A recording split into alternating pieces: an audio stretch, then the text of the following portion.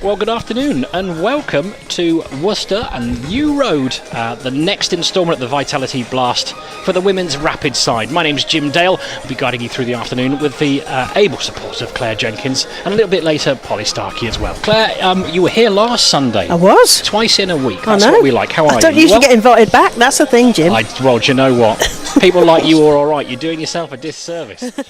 Now, look, we've had an overcast day, gang, but actually the sun's just starting to make an appearance, which is what we like. New Road looking magnificent as always. Look, it's free to get in. We're glad to have your company, but if you're in range, I'd get yourself on public transport or your preferred motor vehicle, get yourself down here and watch some cricket. It's no charge to get in. What a beautiful place to watch cricket, and doing it for free. There's no better way to go about things. So, to let you know, the toss took place about 20 minutes ago. Derbyshire Falcons won the toss and they've inserted Worcestershire Rapids. So, we will be batting first. We get to the team news now. So there are two changes for the Rapids. Firstly, Gwen Davis, experienced top-order batter and fantastic in the field. She's picked up an injury. She misses out. And Sanya Karana, not long joined the Rapids. She's on international duty with the Netherlands, so she doesn't make the side either. In comes Alicia Pollard on loan, and Amy Maund, who's a bowler who's had a really tough time of things in recent years. Long-term injuries have seen her miss the most part, all of last season, the most part of the season before that as well. So the team's in full. Bridie Gilgrass, Alicia Pollard, Sophie Beach will have the gloves, Emily J. Tweaks, Claire Boycott, the captain, Sophia Mitchell, Meg Bishop, Caitlin Baker-Smith, Jess Beach, Charlotte Roberts and Amy Maud. For the Derbyshire Falcons, Ria Fackrell, experienced player back in the side after missing out last time round, Tash Allen, Frances Lonsdale, Lauren Kenvin, Rebecca Duckworth, Melissa Tenakoon, Adriana Darlow, the skipper, Matilda Atherton-Gator, she'll have the gloves, Prisha Beddy, Rhiannon Knowles-Davis, Francesca Clark makes up the 11 there. So we can see Gilgrass and Alicia Pollard make their way out to the middle, and two teams evenly matched, Claire. They are, one loss and one win each, so it should be a good game this afternoon. The DJ's a bit over-enthusiastic here, so we're fighting that a little bit, so apologies for that. Full disclosure, gang, yes, we've moved our commentary position and we are about 8 yards away from one of them. It's effective public address system. You can't say tannoy anymore, can you? I don't know, probably not. It's a branding thing, but there we are. Yeah, so other speakers are available. We are currently getting, I think deafened is a fair assessment of the facts. I think that would be a good way to describe it. If you think it's annoying, imagine what it's like here. I mean, I don't want to start, spreading salacious rumours about age and everything, but we're certainly of an age bracket by which hearing should be a problem. But we can hear everything. It will be after today, after this noise. But that's by the by. Anyway, the music has dissipated momentarily, and Bridie Gilgrass is taking guard.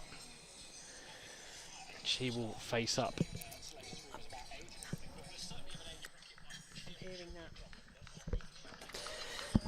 Excellent. Lovely weather here for cricket though, Jim. Yeah, we're looking all right, aren't we? We're looking all right.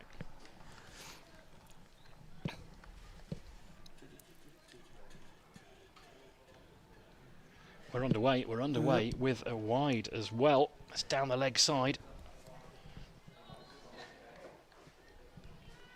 And it's Melissa Tenakoon who's taken the new ball.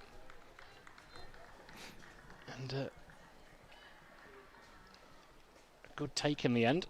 Matilda Atherton-Gator, young keeper, behind the stumps today for the Falcons.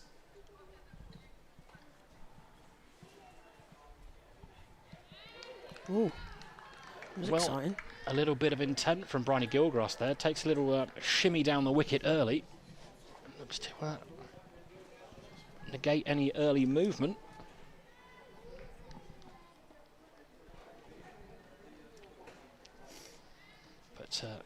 Tenakoon on loan from Warwickshire, as is Bridie Gilgrass. We were talking last week, Claire, about the players these days at this level. They all know each other, don't they? Full this time, wrapped on the pad. It's an appeal from behind the stumps. Bowler's not really interested. We know that Gilgrass likes to get bat on ball. Aggressive young player, part of the England under-19 setup, of course. And I would say last season she showed real promise. She's a super talented cricketer. Yeah. She's still only young, still only a teenager, but Lots of them are, you're that's the thing, isn't it? already starting to think it's time to push on and develop, and perhaps that's a little unfair. so much talent. Stand and deliver. Again, it's wrapped on the pad. Gilgross, you can tell, getting frustrated here. She did well last year against in the Metro Bank against the same opposition. 65 off 39, including a 6. So Worcestershire will want a bit more of that today. She also got 40 off 29 in the win against Derbyshire and Vitality Blast last year. Looking to pull that away into the leg side, but still can't connect with anything here. And Gilgross is just taking a stroll towards leg, having a word with herself. Yeah. Yes. You can sense a bit of frustration there.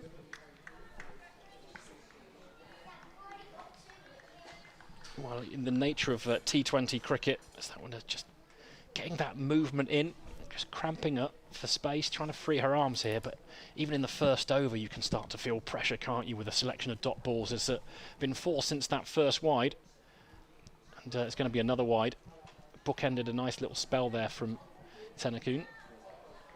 She picked up a 3 for again in the Vitality Blast in their Derbyshire's win against Sussex. 3 for 23. Also a 3 for in the cup, in the county cup. Yeah, talented all-rounder, and found her way through the Staffordshire pathway before Warwickshire snapped her up. In she comes again, and that's another wide. So I haven't built her up. This is what happens, isn't it? We build them up. Wow, yeah. Yeah.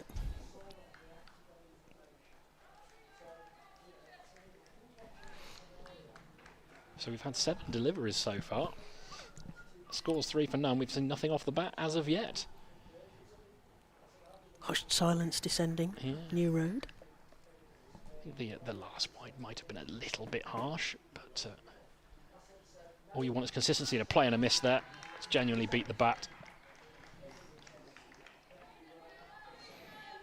Plenty of enthusiasm here from the Falcons players. Very evenly matched. Both had a couple of wins in last year's competition. Both started with a win and a loss. Both started in similar fashion, actually. An impressive win first up, and then a bit of a humbling second time round.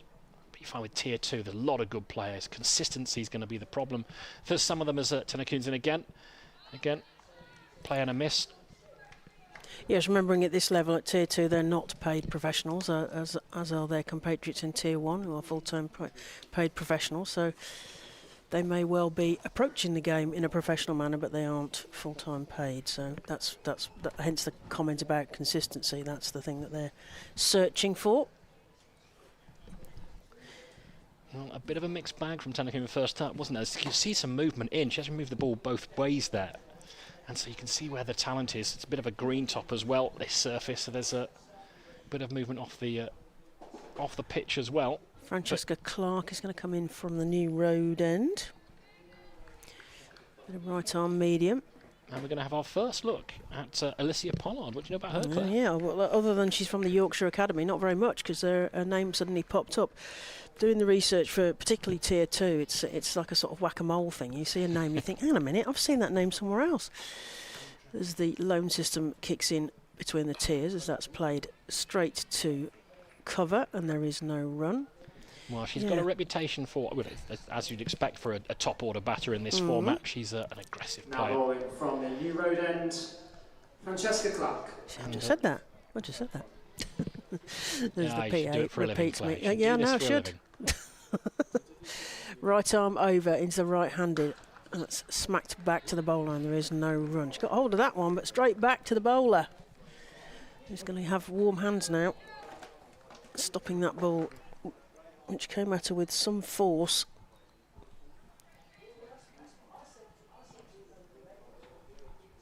Got a bit of cricket all round there, actually. Yeah, Clark, fluid action. Oh, it's clean bowled. She's out. So that's the first wicket, and Derbyshire will be well pleased with themselves. Only the second over, and they've already got a wicket on the table. Well, yeah, you mentioned good fluid action. I was thinking exactly the same. Through the delivery stride, it's really elegant and effortless action, and a good bit of bowling. An early wicket, and it's just full, just moved away a little bit. I mean, there's not a lot you could say about the shot, if we're honest. Playing across the line. And our first look at Alicia Pollard is a short one, unfortunately, from a Rapids perspective. And well, you know, cricket is a cruel game in that respect, isn't it? Well, especially for batting, you only get that one chance, and when you hear that death rattle behind you, you think, oh, that's it, that's me gone then. Well, Francesca Clark's got fond memories of this place because her best bowling figures to date are 3 for 14 against Worcestershire here last year. When we saw it was our first ever live stream, if you remember, Claire. Ooh. It's the first time we'd ever done a live stream for the Women's Rapids, and Derbyshire were the hosts in that double header. Oh yes, the double header. That's right. Yes. And Derbyshire picked up their first win of the season. We were in the old porter cabin then, weren't we? Yeah. Sidey ways on. But it brings Sophie Beeches to the wicket now. Another England under 19. Yeah. Another young player back to Worcestershire, from Warwickshire on loan. Super talented keeper batter. Yeah, in the Metro Bank win last year against Derbyshire, she got 69. So much promise. As that's wafted at outside of off, and there is no run. But we have seen in our brief forays into the T20 blast so far this year, most teams having played 2 games. Yep. We've seen plenty of teams lose wickets in clusters, and Worcestershire have done that in both games so far, so they want to try and keep their powder dry here. They will. So that's played forward, but straight to the fielder at cover, and there is no run. I was fortunate to be commentating with Freddie Cardy up at Derbyshire for that win that Derbyshire had, and it was particularly historically significant because it was the first win in the new system on the home ground. They'd had home wins before, but at the out ground, so they were well chuffed with themselves with that win against Sussex, as that's played through the point region. That's going to be the first boundary of the day. It is 4 runs to Beach. It was uppish, wasn't it? Stretching forward a little bit, but it was safe enough.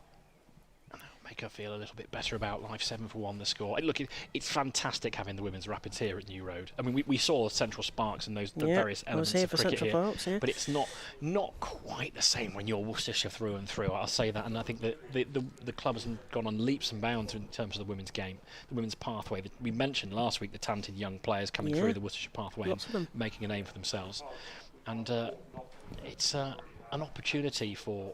I mean, people just want to come to New Road, don't they? They'll be going and playing in outgrounds and such throughout the summer, and that's fantastic. But it's a good experience as well for a lot of these young players. It is, and it's so much easier to explain to the audience than Central Sparks, which was, took some explaining about. It's the whole of the West Midlands, so it's that translation across the men's Worcestershire team, the women's Worcestershire team. So, yeah, much easier for the audience. Tennacoon then again from the Diglis end, full, again down leg side, and that's going to be another wide, so radar's a little bit off here. It's I want to try and back up her opening bowl partner in Francesca Clark, who looked good, and she was pushing that ball right up there, giving it every chance to move. You see with the white ball, you probably get 3 or so overs of swing, don't you, out of it before it starts to soften and the lacquer comes off. Looking up at the sky, there ought to be some overhead conditions at play today. And it'll be interesting to see what a good score is on this deck. Can Full wrapped on the pad, and we still can't see Gilgross get off the mark. She's getting very frustrated at the crease here. You can see it in her body language. Got a beautiful backdrop, of course. Spires and the black and white half-timbered groundies hut. The Diglis end.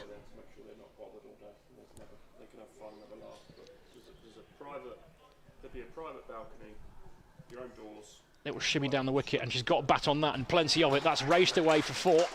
Just moved up the wicket, and I think just moved slightly to off stump. All she had to do there was beat Adriana Darlow at Captain short down fine there. leg. Yep. And it was guaranteed 4 to time that nicely. And she's underway. She'll feel a lot better about that. 12 for 1 the score. 2 young, talented batters at the wicket. Sunshine breaking out here at New Road. I'll come and join you then. Again on the walk, and in the end she's left that. She's realised it's a bit of a stretch. It's going to be another wide, and it's proving rather costly here. It's always difficult to watch, isn't it?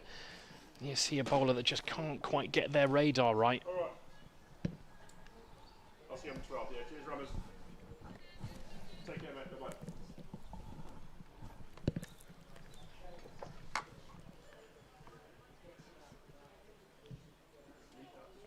Tenakun again. That's another wide. It's really tricky, this. You can see. It's once it starts, that's the thing. Absolutely, and you just get to that point, don't you, where you just want to get the ball out your hand and down the other end. Sticky hands and Sophie Beach has just come down to have a chat with Bryony Gilgrass here.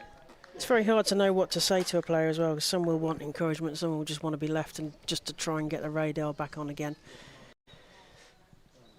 Well, if you've played the game, high end or otherwise, you will have seen it, and if you've experienced it, you know. Yeah. And that's drilled hard through cover point. Plenty of bat on that, timed nicely, but straight to the fielder.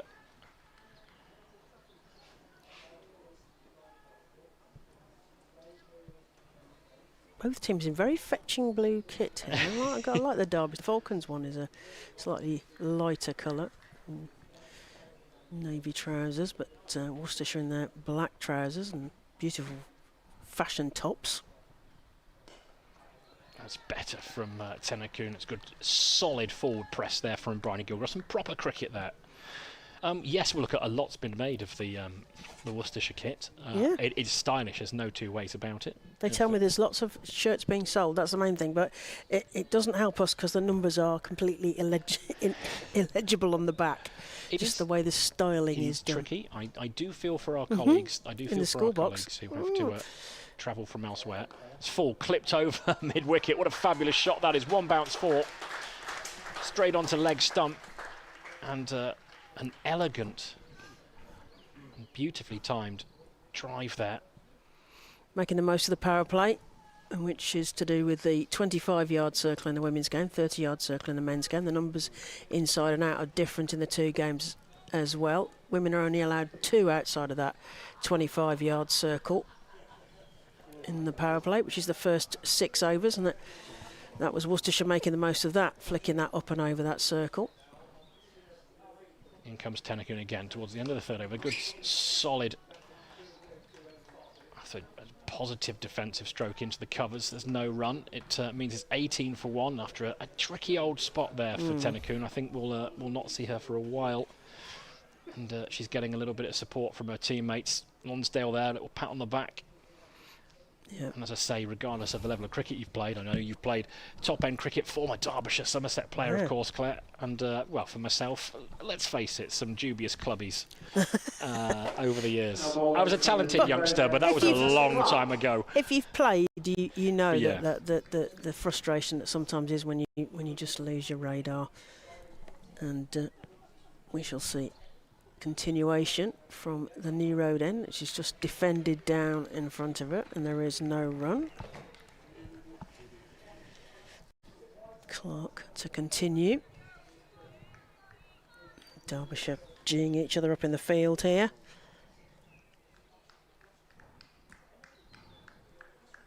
They want to move the game on as Clark comes in again. Again, it's a sort of wild jump backwards and defence down from Beach. Yeah, a bit of pace there, wasn't it? Just pushed her onto the back foot. Using the deck here at New Road. It's a beautiful setting. As Jim mentioned, if you're nearby, it's worth coming down. Free entry. Come and join us. Get an ice cream. Bring your picnics and all that kind of thing. Clark in again. Oh, full toss, and it's put out into the air. We're going to see a 6 there. Was that a 6? Do we think it was 4? It was very close to the rope as it landed. Has it gone all the way? It has gone all the way. I thought it was a one bouncer, Claire. 6. But we'll take that. Very, very exciting. It was very close. We don't have DRS or anything. We probably would have been doing a boundary check there if we'd had lots of technology. That was beautifully struck. It was a full toss, so it was, as they say, given the treatment. And Worcestershire Rapids moved to 24 for 1. Beach on 10, Gilgrass on 8. Good connection, wasn't it? Just again had to beat that infield. She did that comfortably. First little error there from Francesca Clark, who's bowled a mixture really, but bowled beautifully so far. And this is what we noticed, didn't we, in the women's game as it gets better, is that those bad balls just get put away now. A full toss and you get punished. Yeah. It's eyes lighting up. There's a discussion between the umpires. I think they might be discussing whether that went all the way or not. Oh, because okay. I will be honest with you, I thought it was a 4. Yeah, I thought it was a 4. I'm right. I'm sort of side on to where the rope was, and it was. I could not have told you whether it went beyond the rope or not, and we don't have the technology. I don't think so. There's some discussion. I don't know. The scorers are sort of higher up, looking down, so they may be able to give a little bit of a clue. It was certainly a very close, and we're going to have a change. So it was, as you said. I knew my eyes weren't deceiving me. The 5th umpire, Jim, you given that a 4. Yeah. Well, I was excited for a 6, but we're going to take 4 for that.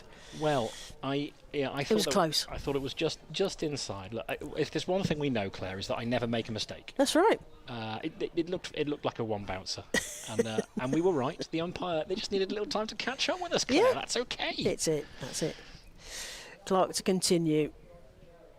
Rangy run up, and that's defended down, very much down, trapped.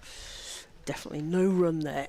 Just another good dot response, ball. Isn't it? If you can bowlers at any level, if you can get your Yorkers in and get them spot on, especially after going for a boundary, really difficult skill, but beautifully executed.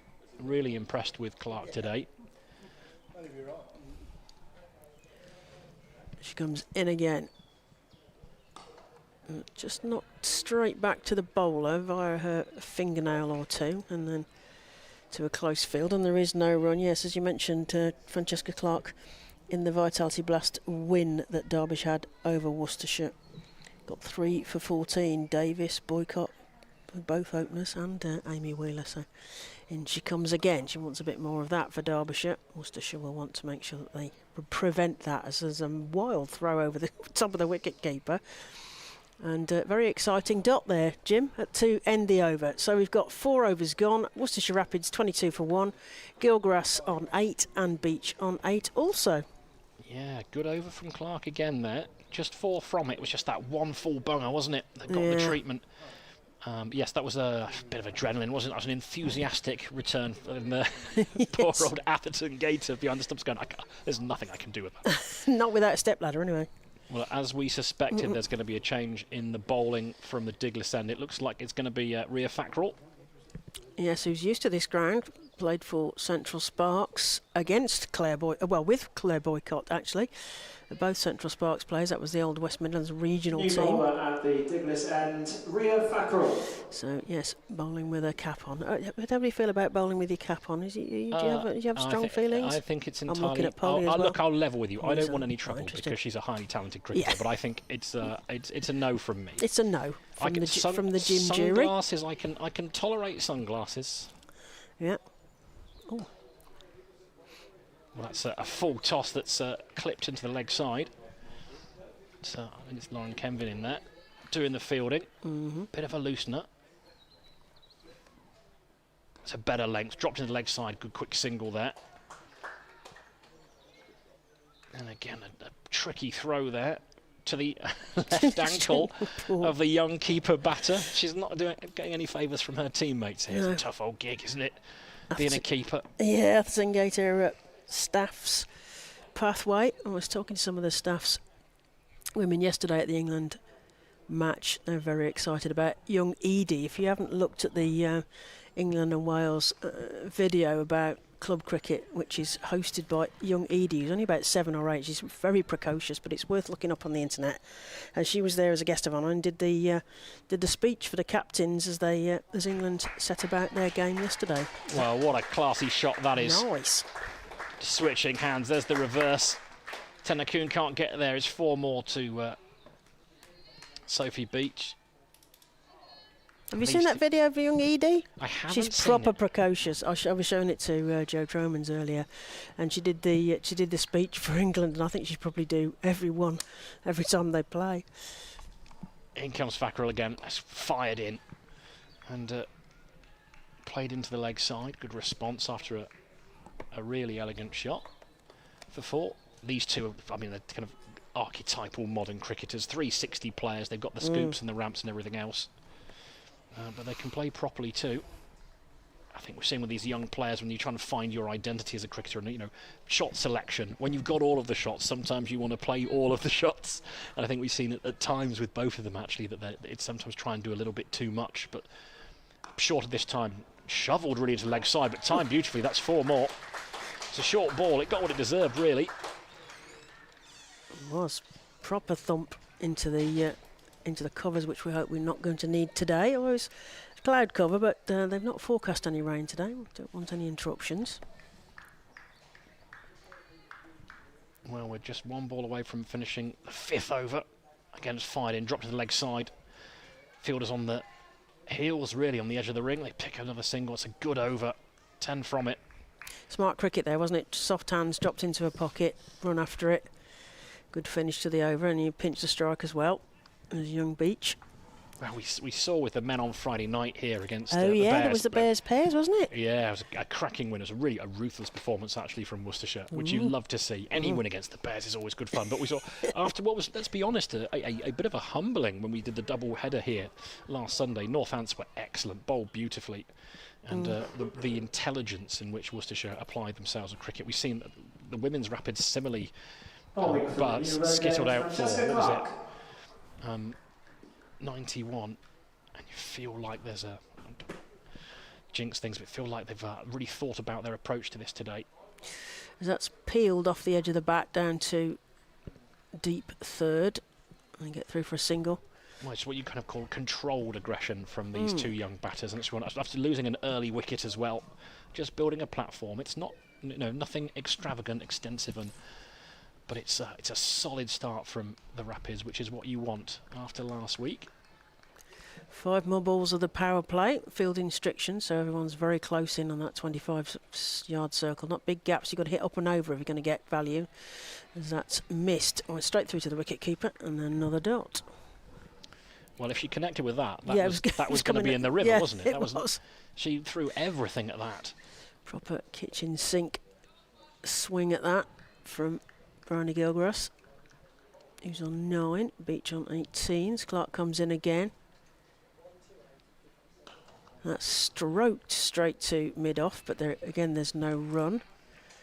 Nice middling of the bat, though, because Gilgrass has struggled a little bit to get a timing here. Has been a little frustrated, but has played some nice shots as well. 3 more deliveries in the power play. What can Worcestershire make of that? Oh, it's thumped up and over. I said that was a skill. 1 bounce 4, straight in front of us. Nice shot there from Bryony Gilgrass. Well, just a bit too short. Got underneath it.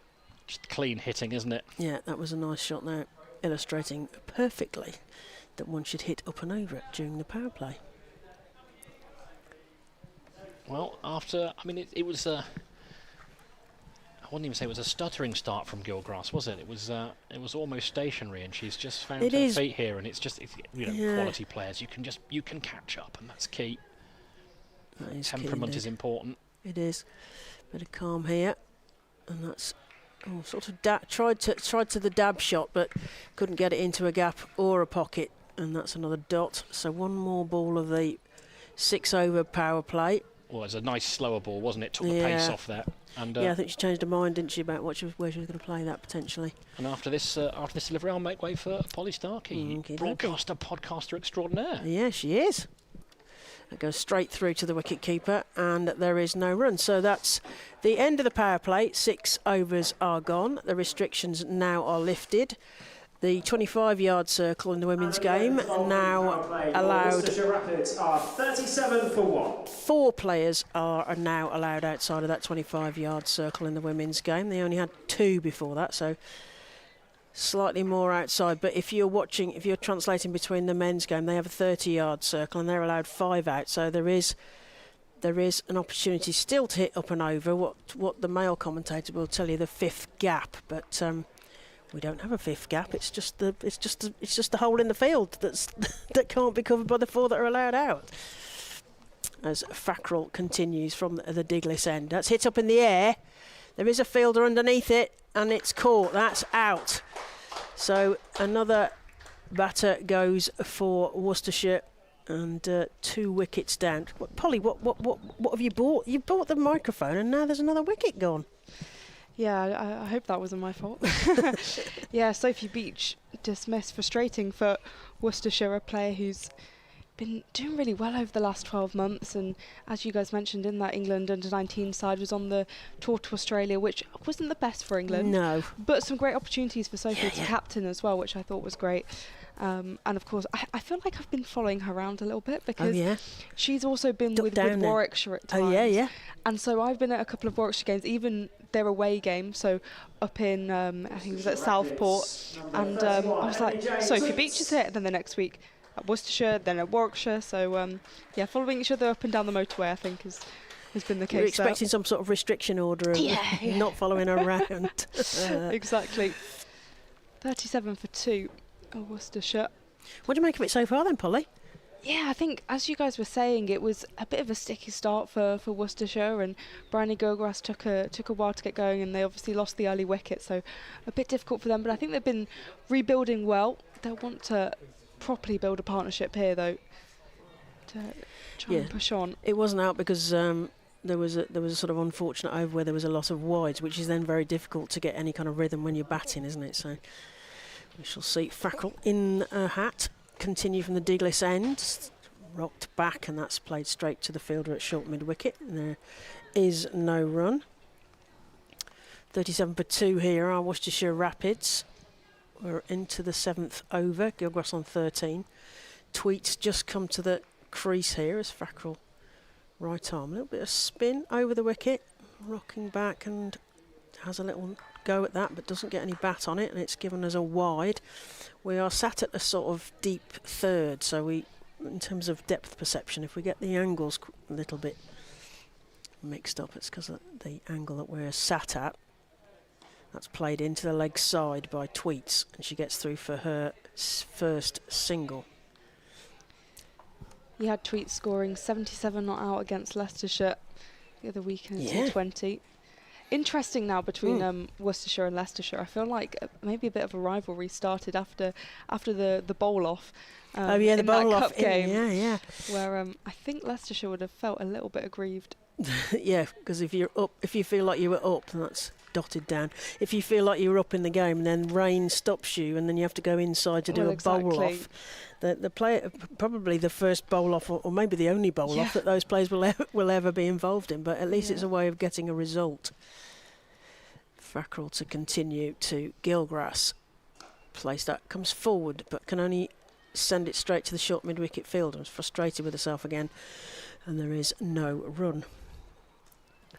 Yes, because in the women's game we have a T20 Vitality T20 County Cup, which is basically like an FA Cup. So that's the game that we're referencing here as Fackrell comes in again.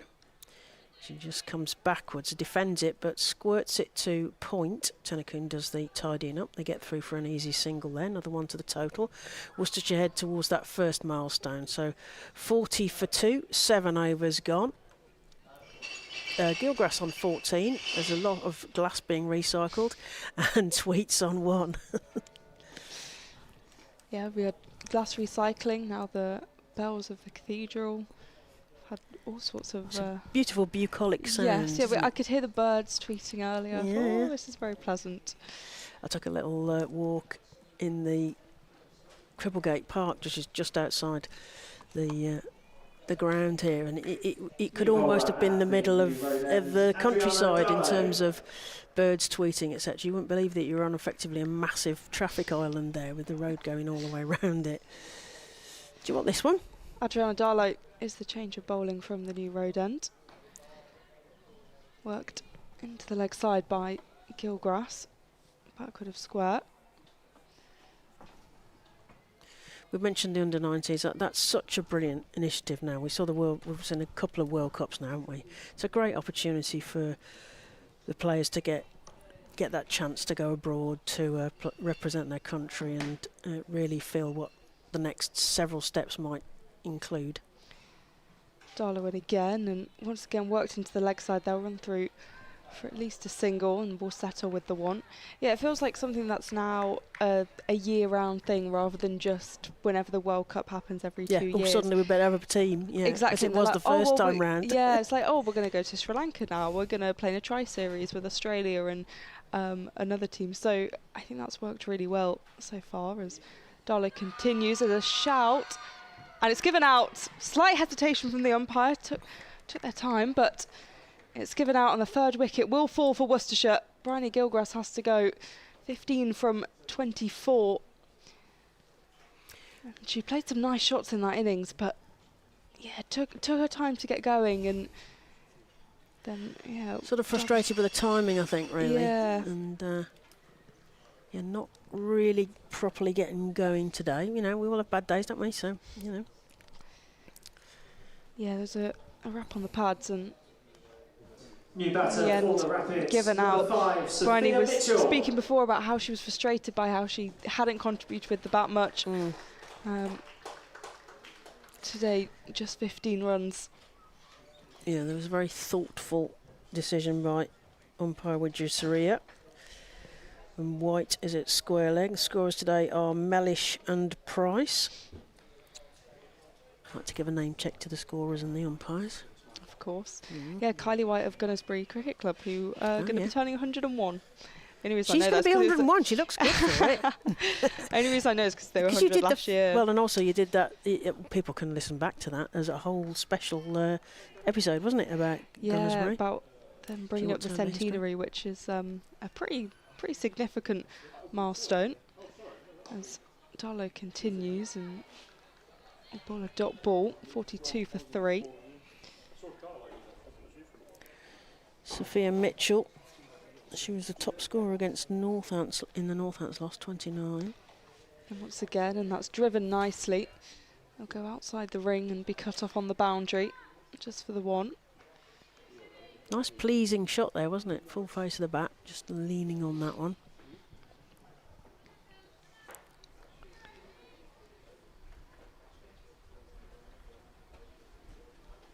Darlow through her action, and that's straight back to her for no run.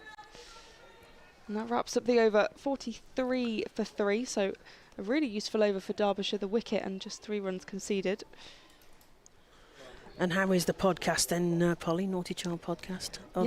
It's good. We're turning to kind of focus on the World Cup at the moment. So had a couple of Scotland players, a few Dutch players, so getting very excited about it. I was in Edinburgh on Thursday to see the first of the Tri-Series games that's happening at Grange Cricket Club in Edinburgh. So we saw Scotland against the Netherlands. Kirsty Gordon's return to Scotland, which was very interesting to see.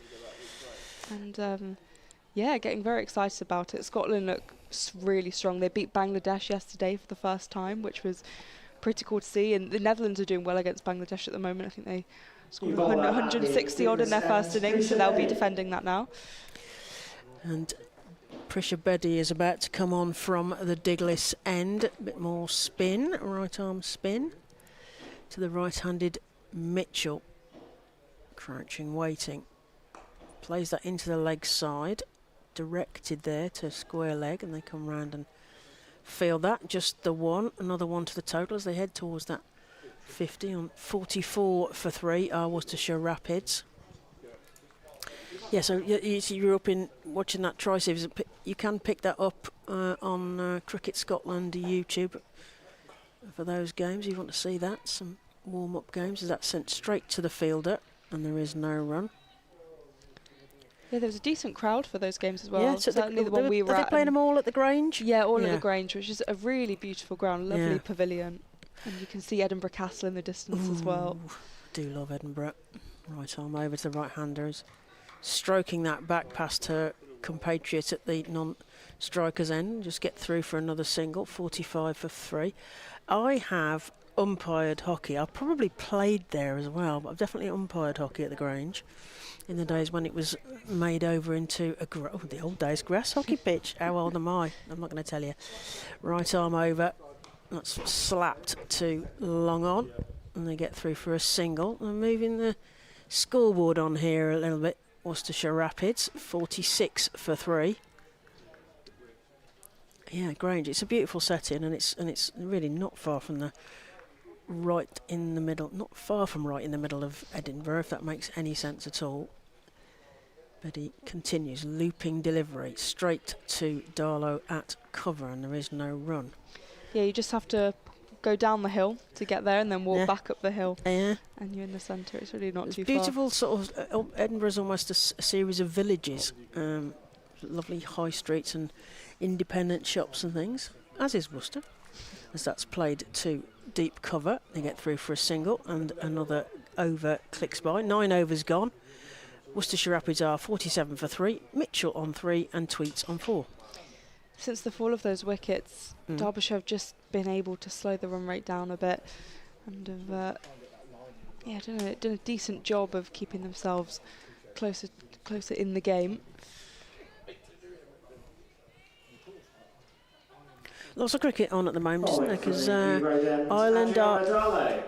Ireland are hosting, I want to say, the West Indies. West Indies and Pakistan. There's a tri-series there as well. So lots of cricket to watch. Aaron Darlow back in and starts with a dot. Nice controlled delivery. Yeah, we had on Thursday, Scotland were playing the Netherlands. England were playing India, as Darlow's back in and down the ground. They'll take the single. And Ireland were playing West Indies as well. So there was a lot of international cricket going, all relatively close together.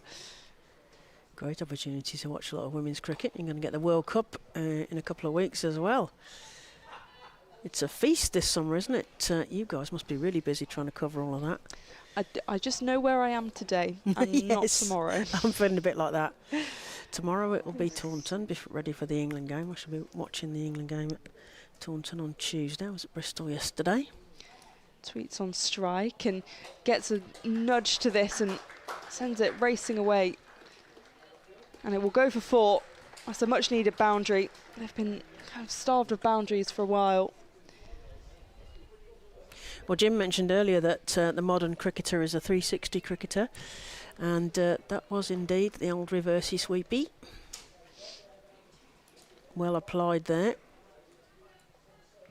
I like it when it's no risk. It's when, and it is quite often the England players who will play it straight to the point fielder. Yeah. And then you're just like, not there. Do it in a gap, please.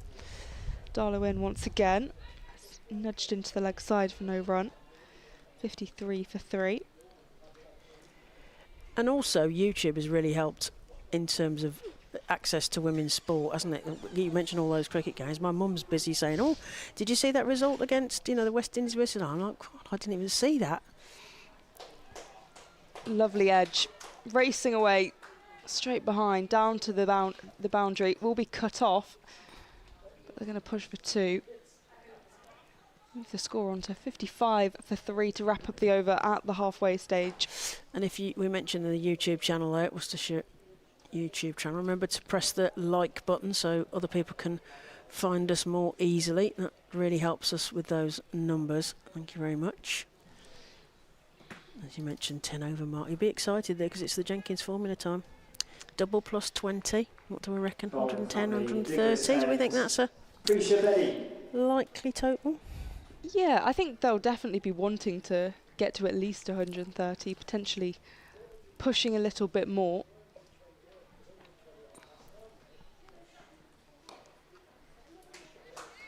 It's beautifully played to deep mid-wicket.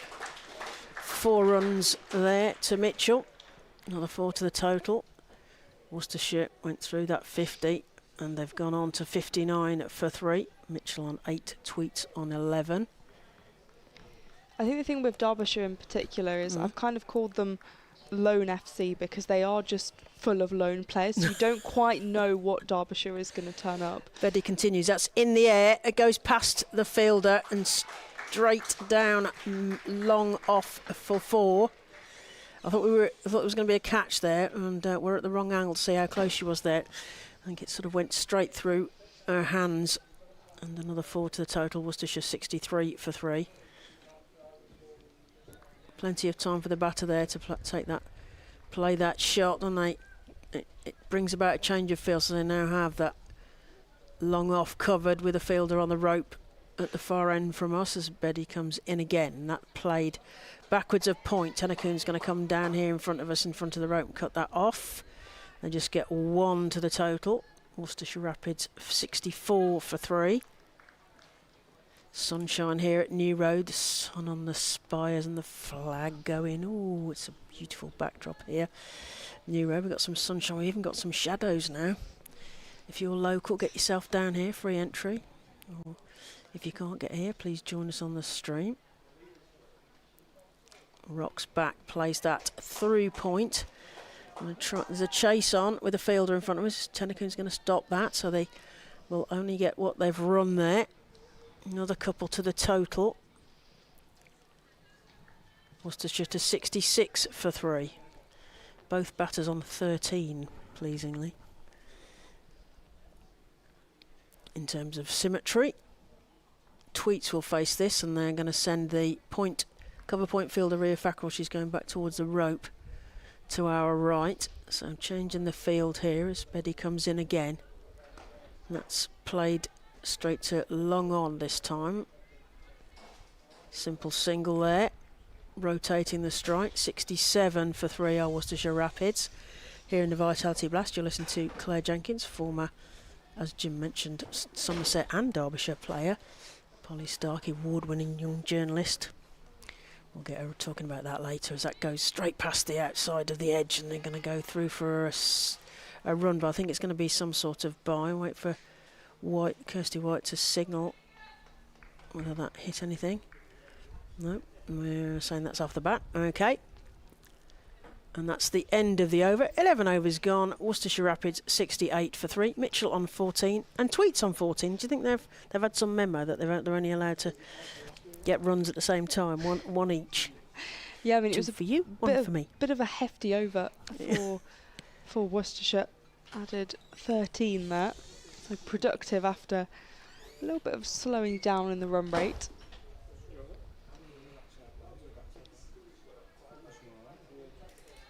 You can see Rhea Fackrell returning to the attack with the ball. Mitchell on strike, and this has been slapped away. A diving attempt will be stopped by the fielder on the ring. Francesca Clark. Bowling from the New Road end, Rhea Fackrell. Yeah, change of ends, different tactic perhaps, Polly. Fackrell taking a few steps into her action, and the reverse once again from Ebony Jade Tweets, this time not quite reaching the boundary. It will just be a single.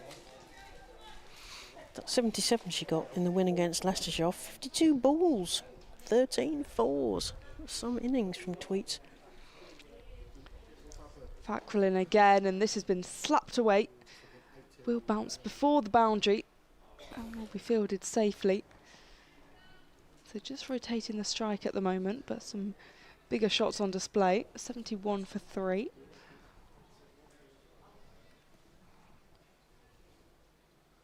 Tweets takes a few steps down the track, beats the diving fielder.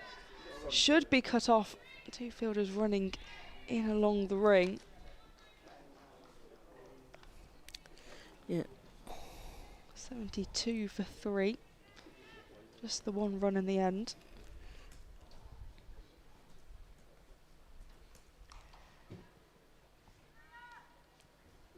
I need a dot ball for Derbyshire.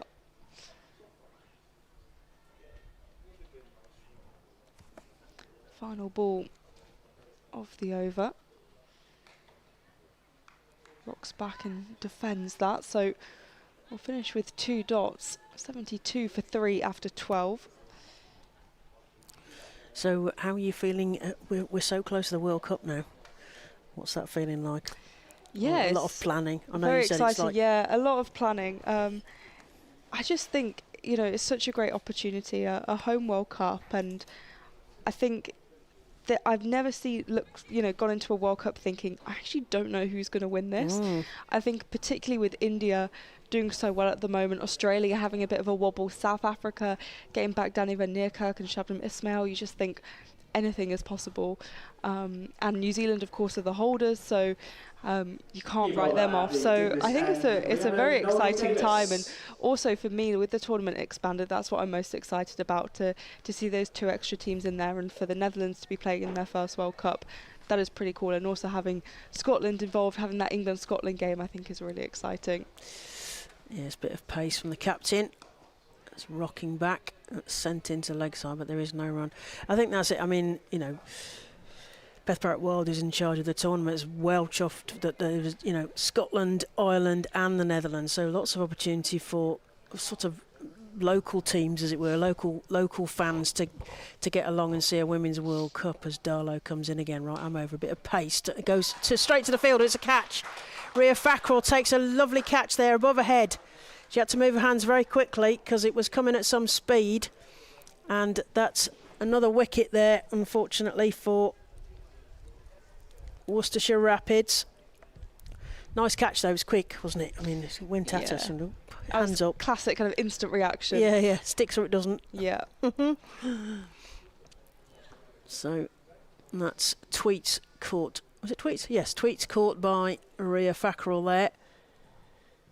4 wickets down, 72 runs. Worcestershire Rapids. New batter for the Rapids, your captain, Claire Boycott. Well, you've heard the PA, and this is the Worcestershire legend that is Claire Boycott. No doubt the Astwood Bank massive are in. That's her fan club from her club. And they'll be wanting to watch their captain, who always sets the tone with whatever she does, whether that's bowling, fielding or batting. She's getting a bat check with the bat gauge. All well. I'm going to continue. So Boycott will now take guard. It is exciting. So we've got almost like 4 home nations, haven't we? Yeah, it feels like that in terms of it's really not far for any of those teams to come over. And I like that the Scotland games against Ireland and England are in the north. They're not too far from the Scottish border as well. Right. And Scotland do expect to have a lot of fans in the stands. Yeah, Scotland, England at Headingley. That's a potential banana skin as Darlow comes in again. Boycott strokes that straight to the point fielder, and there is no run. Yeah, that's the best opportunity, isn't it, to get a decent crowd in there for that game. And I'm sure that the Bryce Hart, I like to say Bryce Hart because it's like Braveheart, but the Bryce Harts, Gordon and co will be well up for that game, as that's again sent to the point fielder and there is no run. I think because Scotland have so many players playing in English domestic cricket, particularly in Tier 1, it just means that I think it would be so familiar, actually, seeing Scotland against England, because they're so used to playing against this standard of players for their counties. Boycott. Oh, twiddles that. We're going to get 4 here. So Boycott gets 4 there off the bowling of the captain, Darlow. And that's 8 overs gone. And Worcestershire Rapids are 72 for 4. I'm going to have a little cup of tea, I think. And Jim's, are you looking? Yeah, he's looking. Yes, he's keen to get back on. He's very keen. So I will leave you in the capable hands of Polly Starkey. And the next voice you will hear is Jim Dale. So Worcestershire looking to rebuild a bit with the captain now at the crease.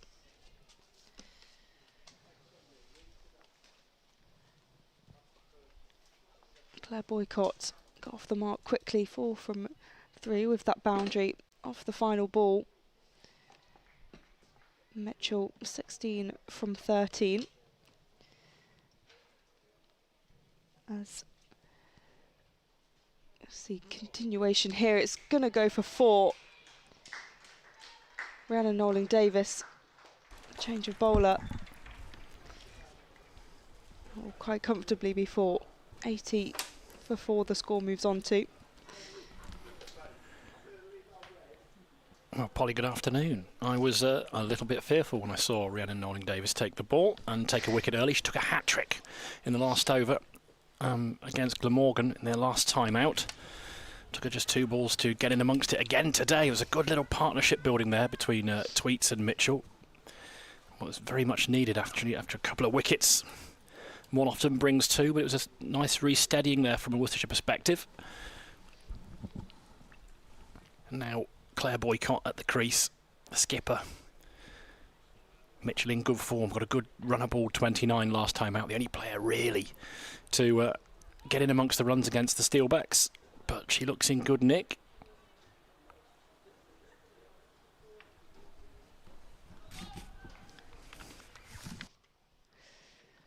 "13 overs gone, 12 overs remain." Looks like Lauren Kevin's going to have a bowl from the New Road end. Good pace on that as well, pushed into the offside. On a length, solid start that from the all-rounder. New bowler at the New Road end, Lauren Kenvin.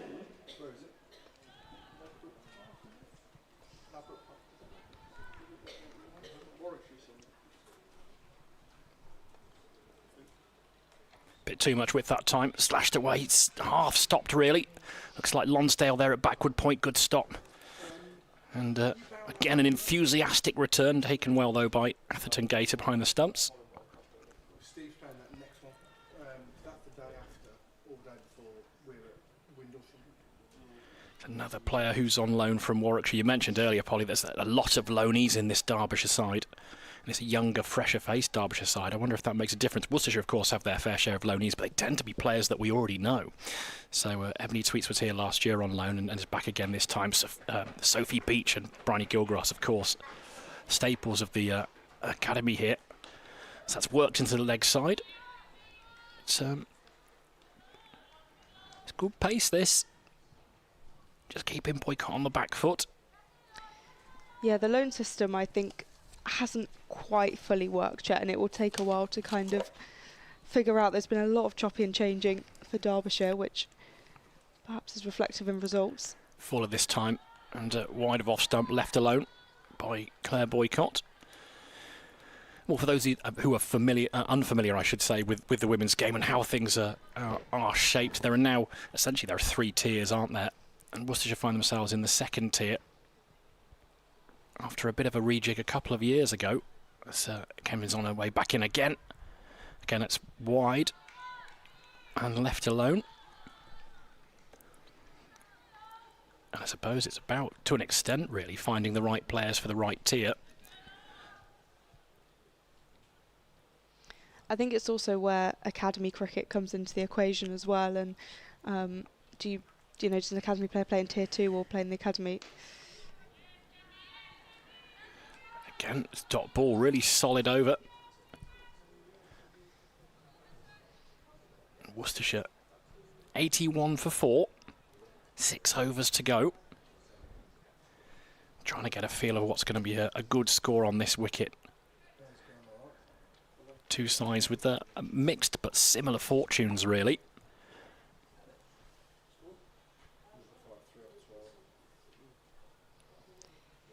I think with the addition of Rhea Fackrell and Rebecca Duckworth back into the mix for Derbyshire, that will definitely help their batting prospects, even though, you know, Rhea Fackrell is more of a bowler. She can be useful with the bat, so I think in terms of getting a decent total on the board, that's pretty important for Worcestershire here, who I would say can bat decently, and I think today has not been one of their best days with the bat. There's been kind of okay scores from most players, but they want that one player going on to get nearer 50, or at least a bit of a cameo.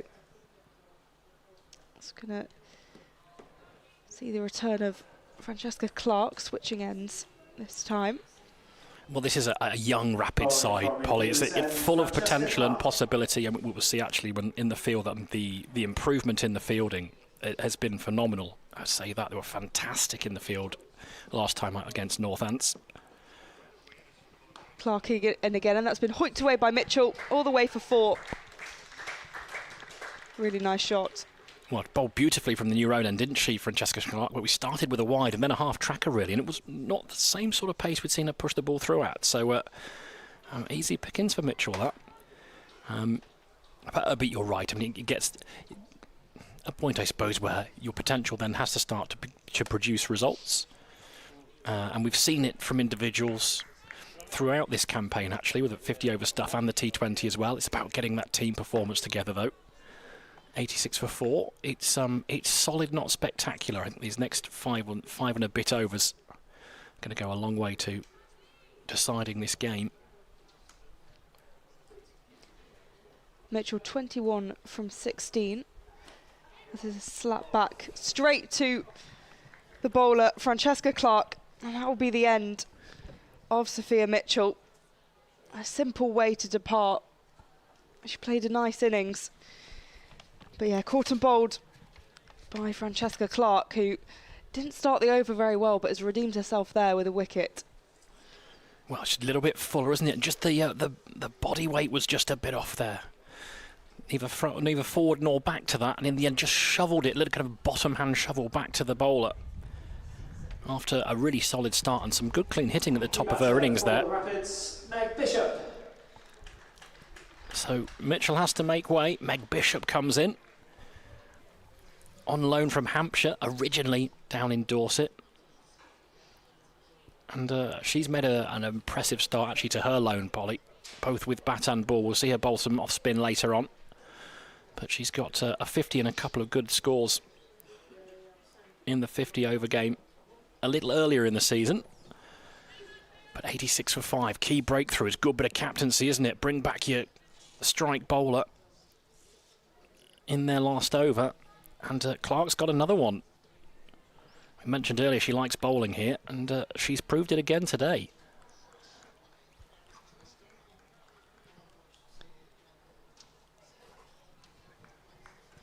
Bishop on strike as Clark will continue. This one just pushed away, beats the diving fielder inside the ring at point. They'll just take one. 87 for 5.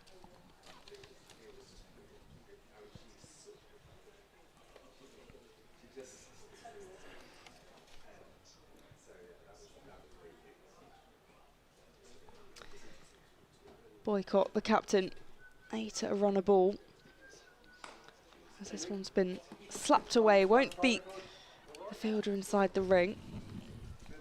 Boycott just replaying the shot. Well, it's a full toss. It didn't quite get hold of it.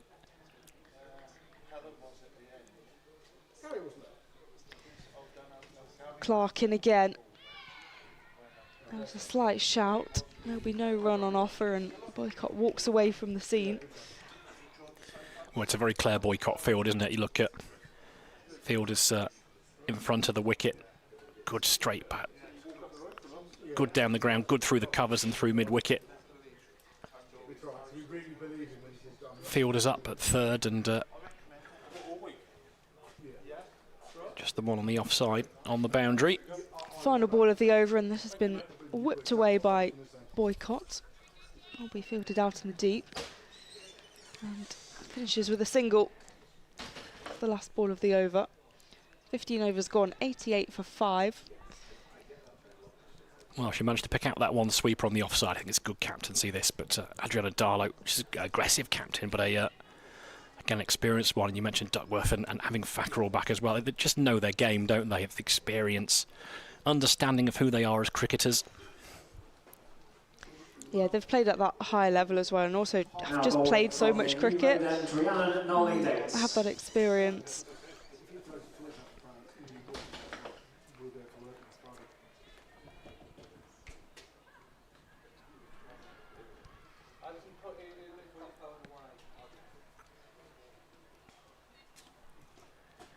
Well, it's going to be Norling Davis changing ends from the Diglis end to the New Road end. Just receiving some instructions from the Brains Trust there. And a little change to the field. As there's plenty of real estate down at fine leg. Fielder moves over from there to third. In comes Norling Davis then. Bit of width on offer, cutaway. It's a chase on for Clark out in the outfield. She won't get there though. That's 4 runs, 4 welcome runs as well. Claire Boycott just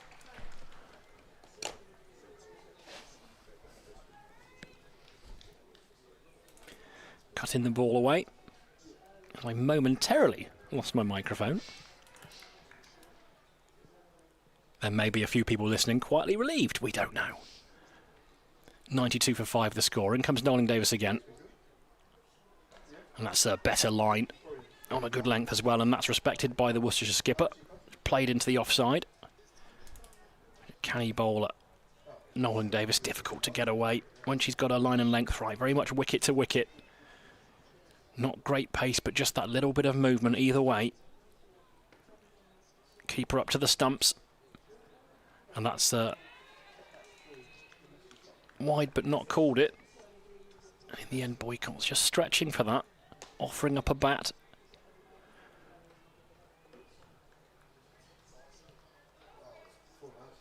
Run rate just a notch under 6 is here. I want to be more than a run a ball by the end of the innings. That was short. Not timed though, it's ended up in front of square.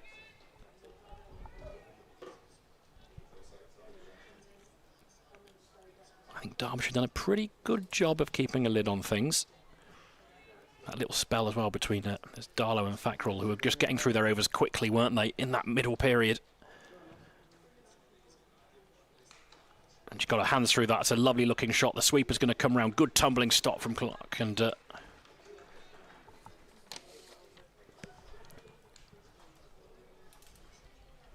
it's Duckworth, forgive me. He's doing the work. That means there'll just be one, though. It's a handsome shot for one.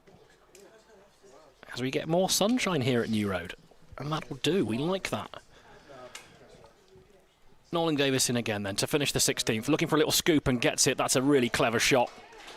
Using the pace of the ball, it's going to find its way down to the boundary. Beats the fielder. And what was a very tidy over. It was actually proved to be a productive one. Clever cricket shot, that. Yeah, it's good. Knew there was no fine leg, so took it on. 97 for 5 after 16. I think that potentially might have been a first probable real slip there from Darlow, because he didn't change the field really from Boycott, and it's not a shot that Claire Boycott particularly plays, and Meg Bishop will play those sweeps and those laps and those scoops. And you're absolutely right, found that empty space and found a boundary last ball of the over.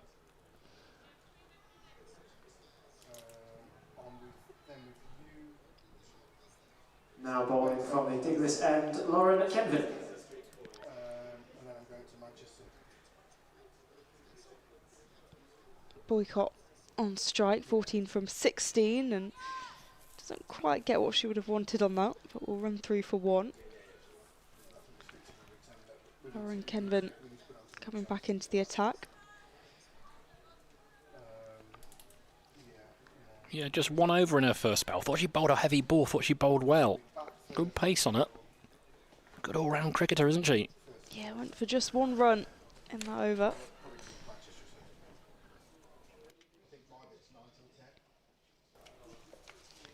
Kenvin in again, and Bishop goes for the scoop. Doesn't make contact, and it's through to the keeper.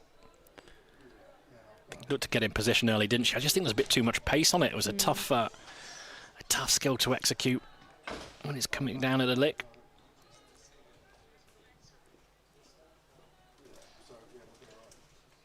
Bishop 5 from 3. Swing and a miss. So another good over so far from Lauren Kenvin.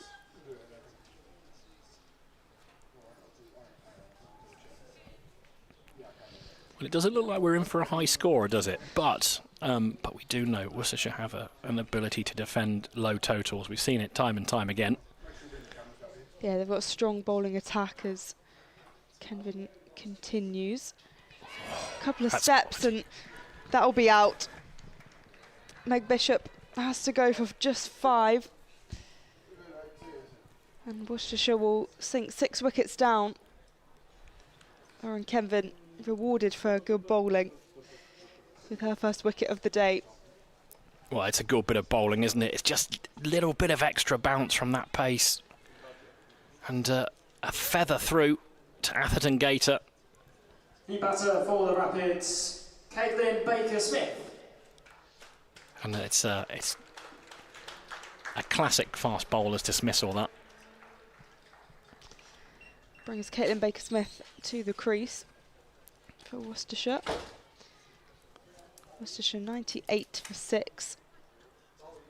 With just over 4 overs remaining.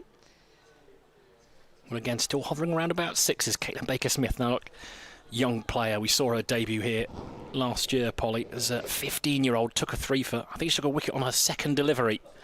So she's through the pathway. And look, she batted in the top 3 at the start of the season in the 50-over game.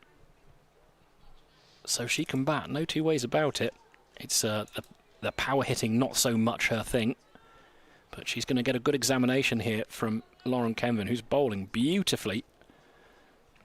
Doesn't matter which end it is.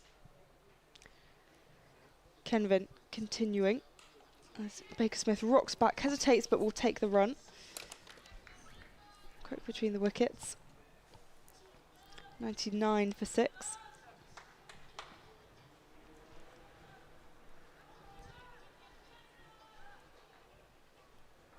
Well, this is Kenvin's second. I think we'll see more of her before the innings is out. And Norling Davis as well. Clark's bowled out, of course. Boycott defensive, no run available. And that will wrap up the over. 99 for 6 after 17.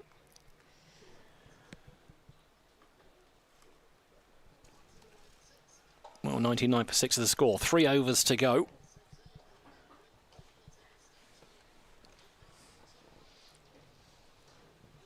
Claire Boycott still there. As experienced as they come. Baker-Smith at the start of her career. At the other end. If you're going to have anyone batting with you and guiding you through it as a young player, making your way in the game, Boycott's the answer. Very level-headed cricketer. Leads by example, does Claire Boycott. And the skipper's back on. Darlow back on from the New Road end. And just a bit too close to cut. Cramped for room there. There's Baker-Smith.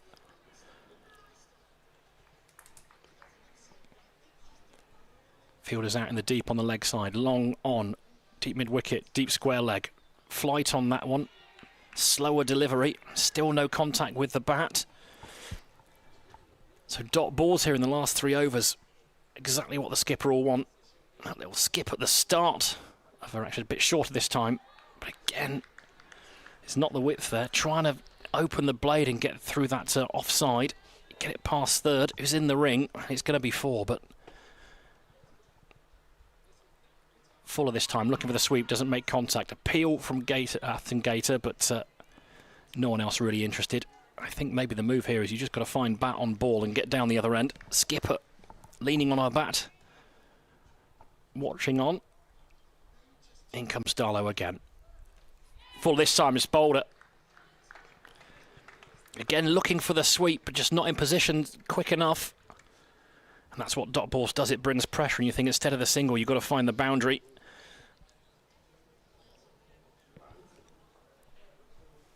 And it means that's the 7th down for the Rapids, still yet to find 3 figures. But skipper doing a really good job for her side here, Polly. And Derbyshire will be delighted with this, won't they? Derbyshire will be really happy. They've been able to restrict Worcestershire really, really well. No player has, Sophia Mitchell was the only one who slightly edged over 20. No one else has been able to reach that, and it really hasn't been explosives from Worcestershire. So Derbyshire will be very happy with how they're doing. I imagine they'll be keen to try and get the captain out and, in fact, bowl Worcestershire out with the 3 overs remaining. Well, they've just found themselves, haven't they, here, the Rapids? They've just been ever so slightly behind the game, and just as they build a partnership, then the wicket comes, And as he mentioned, their starts here, Gilgross 15, Beach 18, Tweets 16. Mitchell looked good for her 17. Her and Ebony J. Tweets batted really nicely to kind of build a platform. No one going on, though. But it doesn't look like the sort of deck that's easy to get started on. In comes Darlow again. Good length, just pushed into the offside. Take a single. Good running. But that'll complete the 18th. 100 up for Worcestershire. Jess Beach will keep the strike. With 2 overs remaining, the Rapids 100 for 7. Really effective stuff from Darlow. Slow bowlers have bowled well, actually. There's only that one Beddy over, really, that was just a little bit wayward, offered a bit too much width and let the batters throw their hands at it. But other than that, the slowers for Derbyshire have done a really good job of keeping a lid on things. We're going to see Rhea Fackrell return. Bowling So from far, Diglis end, has Rhea bowled Fackrell. 3 overs, 1 for 17, so her final over now. So they're going to finish with pace off.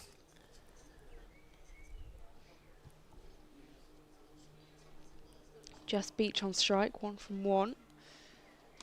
There's a full toss and slapped away, but just the 1 run. The throws into the keeper haven't been great throughout today, it'd be fair to say. No, it's been a tough ask for the young keeper, isn't it? Atherton Gate has had them round her ankles, up and in a chin. Fackrell in again, comes down the track and slaps this down the ground. Will just be 1 in the end. I just mentioned that Jess Beach did a fine job there. She got a full toss and played a cross-batted shot. It was very controlled. It was very much the shot of a player who's got a skipper at the other end who wants to strike. It's very, very controlled. Beach leaves us 1 and the bell's whipped off. She's safely in her crease. There are many a fast bowler that would just try and smear that into the next county. 102 for 7. Fackrell in again. Great shot. And a little edge from Beach. It's racing towards the boundary, will be cut off, slows up in the field.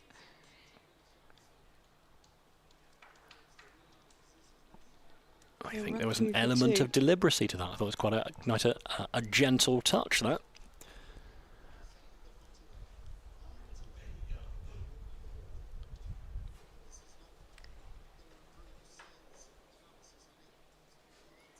Beach turns this round the corner and will beat the diving fielder inside the ring. Just the 1 run puts Boycott back on strike. Good bit of fielding from Duckworth, wasn't it? Beach was thinking about coming back. That was one of the few throws, actually, that was accurate and quick.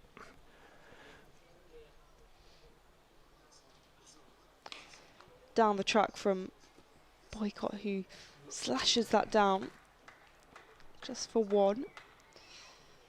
105 for 7.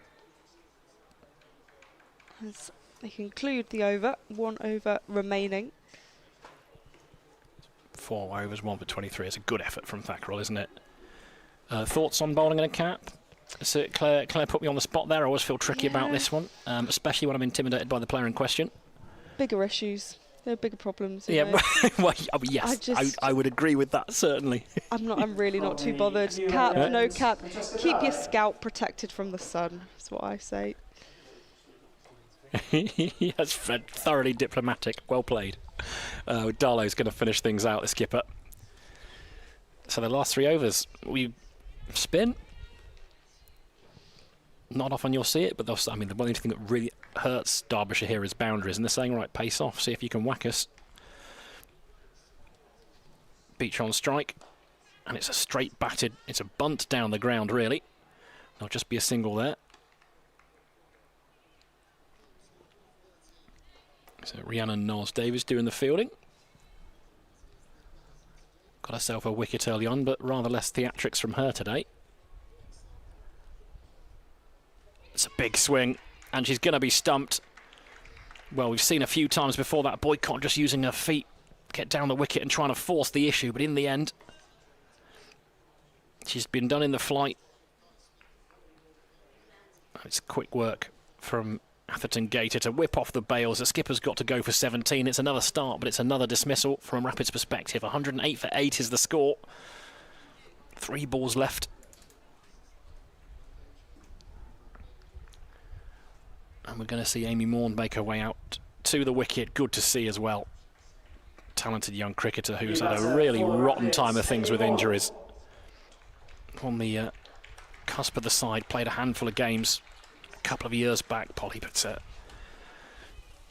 nasty injuries that have just kept her out of the game.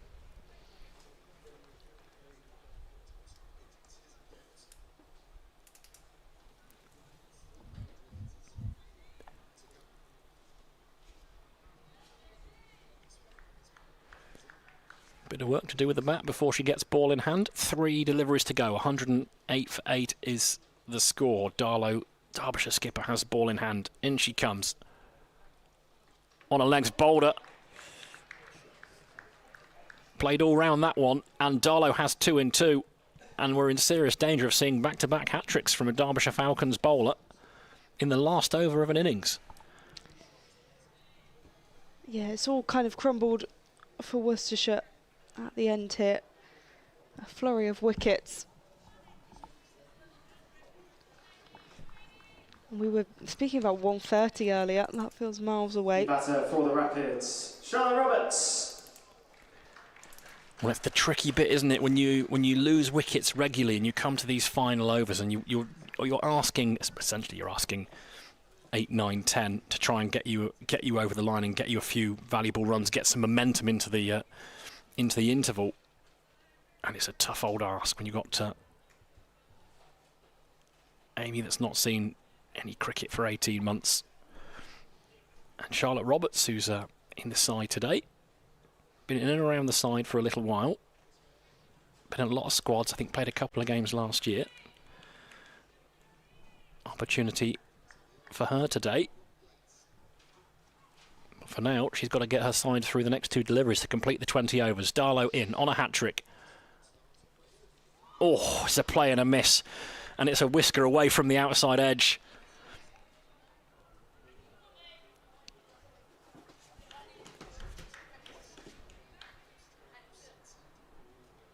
Last ball then of the innings. In comes Darlow.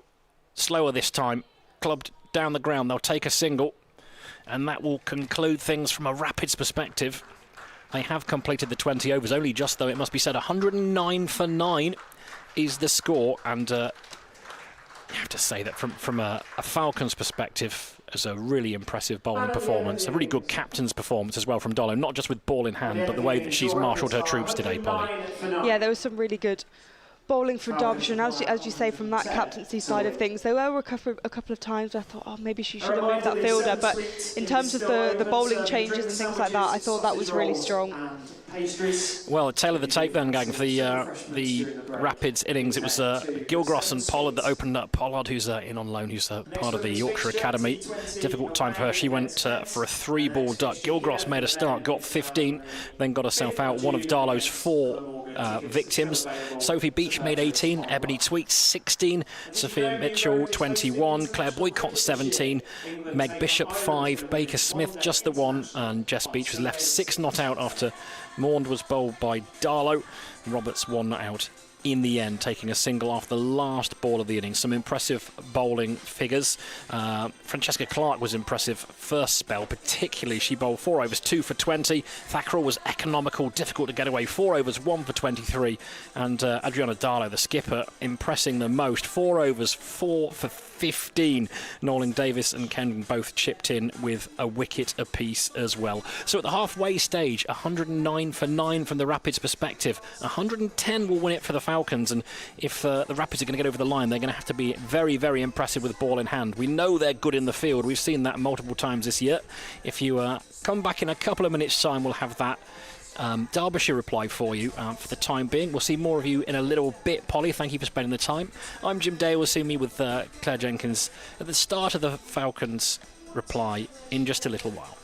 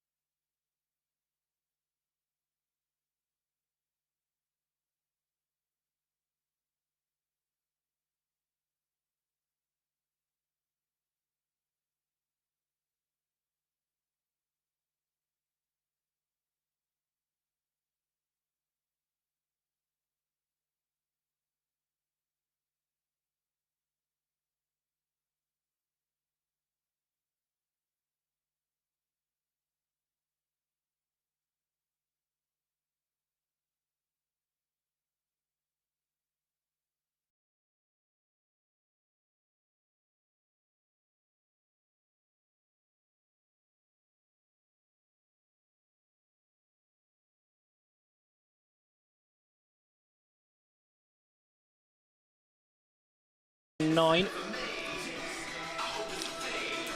And if you were with us for the corresponding fixture last year, Worcestershire had a difficult time of things, it has to be said. They got rolled for a 55, but they made Derbyshire work for it, bowled 53 dot balls at them. This young side don't know when they're beaten. And this is very defendable, gang. I will say that now. Worcestershire are going to have to bowl well here, though, as you mentioned. There are some other games going on in this tier. So Sussex at Hove have set Glamorgan 167. Meanwhile, at Canterbury, Gloucestershire got 191 for 6. Northants got 149 for 6 at Northampton versus Middlesex. And here, Derbyshire will need 110. Well, it's Tash Allen and Rhea Thackrell that are going to open the batting. Plenty of power at the top of the innings here. And they'll be looking for a positive start. Worcestershire, on the other hand, well, they'll want to keep things tight. We've shown pretty much throughout every format this year. They've started well, actually. Worcestershire finished the campaign last year well with a couple of wins. Started this one well too. And they've just got a knack, this Rapid side, of picking up wickets, Claire, throughout the innings. It's a familiar face of Jess Beach, who's going to open up from the Diglis end. And again, if you're new to the women's Rapids, Jess Beach really experienced at this level. As a type of bowler, if you follow the men's game, think a bit of Tom Taylor, those booming in-swingers. So she will look to tuck the batter up, but really attack the stumps. Tash Allen on strike. Real stand and deliver stance. Then in comes Beach. That's scooped into the air. Plenty of edge on that. It's going to find its way down to the boundary, essentially just behind the wicket-keeper. So they start with the boundary. It's a sign of intent from Tash Allen. It's fought from the first ball, but it was far from convincing, Claire. No, it was definitely an edge and up and over, and they're going to get away with that in the power play, where there are only 2 fielders in the women's game allowed outside the 25-yard circle in the women's game, 30-yard circle in the men's game. Numbers inside and out are different in the 2 games, but yeah, that was it was a safe mad shot, although it sort of peeled up and over. In comes Beach again, then how can she reply? And that's just shoveled into the leg side. There's some work to do. And it's quite an odd experience, actually, Claire. I'll say that a ball's just been shoveled out into the leg side, out onto the boundary, and not seeing Gwen Davis fizzing in. I know. Picking the ball up and rattling it in. Her. If you don't know Gwen Davis, injured for today's game. Fabulous boundary rider. She is. She covered a lot of ground last weekend, didn't she? She must have covered every blade of grass. I genuinely thought there was 4 of her. Everything went to her, and she was absolutely dynamite in the field. This is a good young fielding side the Rapids have put together here. In comes Beach then, this time to Thackrell after that single was taken. That's just worked into the leg side. And it's a dot ball. It's a good stop there, actually. Short mid-wicket, got a hand on that. It stopped them getting any kind of single there. But already we're seeing plenty of movement from Jess Beach. And the tricky bit is sometimes she'll get so much shape on it that, you think it's pretty much on target and it will find its way down to the leg side. So sometimes with a white ball, you found at the start of these T20 games, controlling it could be tricky sometimes. Fuller this time, driven, straight to the fielder, taking a quick single. It is a good single as well. There was a shy. I don't know how close that was because we're at completely the wrong angle, but there was a shy at the stumps there. Well, some risks. Claire Boycott at mid-off, applauding her side, keeping that energy up. Have to as well, of course. When you're defending a low one. Allen back on strike, 6 without loss, still in the first over here, and in comes Beach. Boulder! What a delivery that is! It's an early breakthrough, and the Rapids needed it.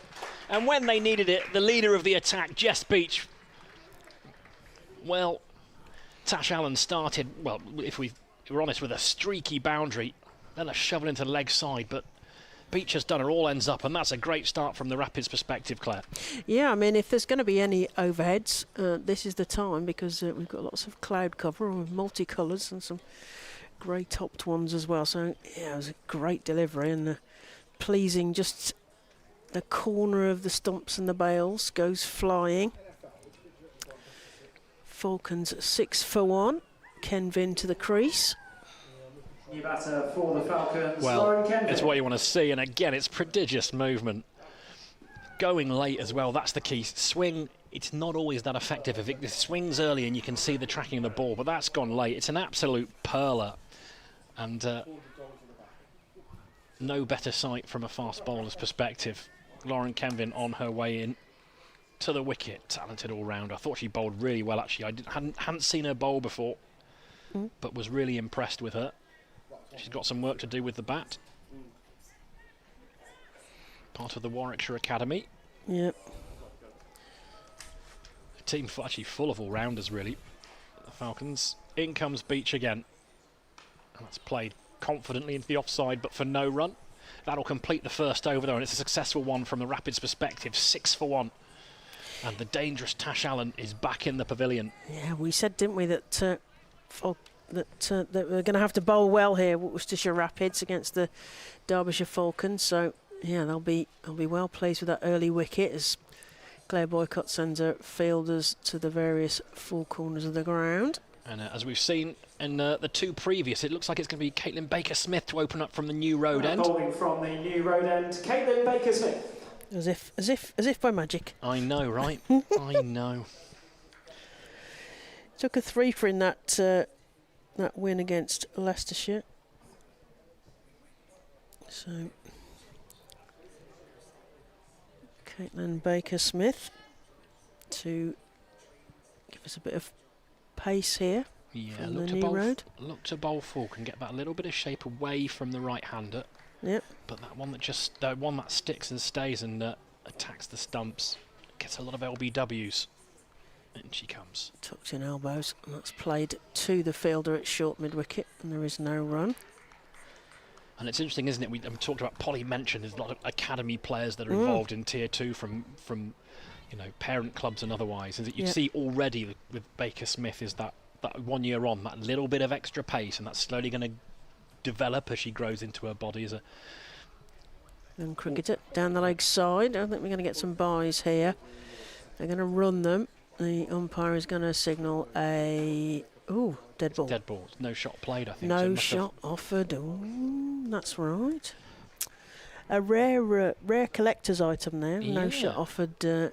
Go back to your original positions. Do not pass go. Do not collect £200. Yeah. But this is a thing as well, particularly with the women's game, is when you're bowling fast, is that, especially she's only 16 years old, is that the stress and the strain it puts on a young body. It is very elbowy run as that's banged in. It's in the air. Can't There's a fielder underneath it. It's a catch, and that's another wicket for Worcestershire Rapids. Jim Dale's very excited. That's Alicia Pollard there with a catch, right on the boundary, right in front of us. That was very good. Right, straight towards us there.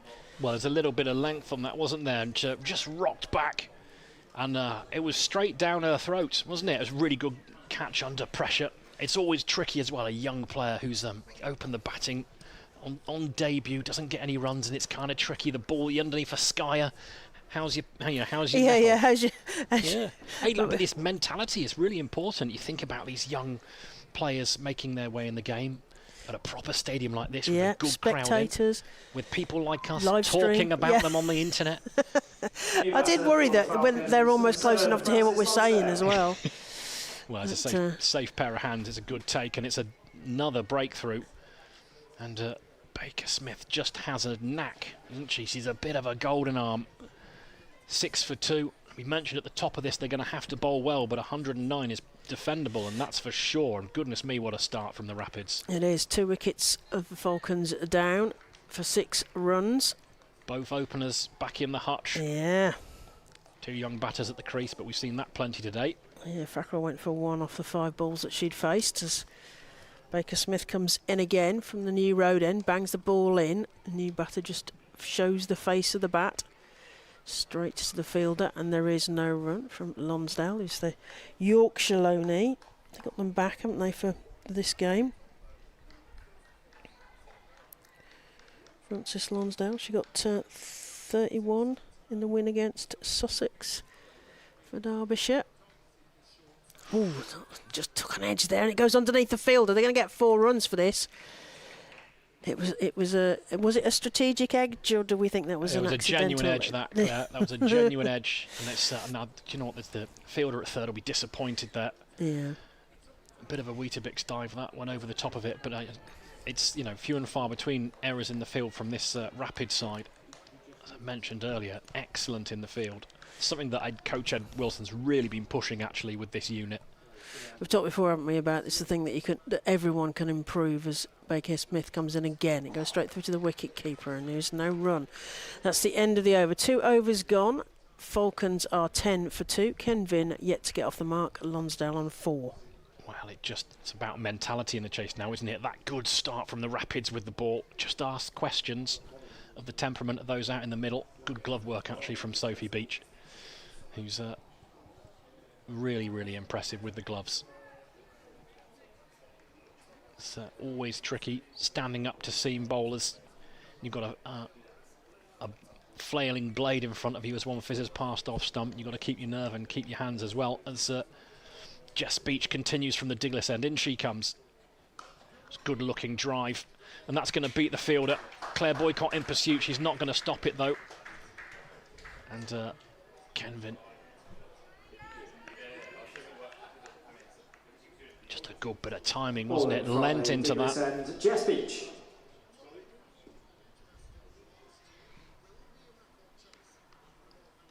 It's a good strike.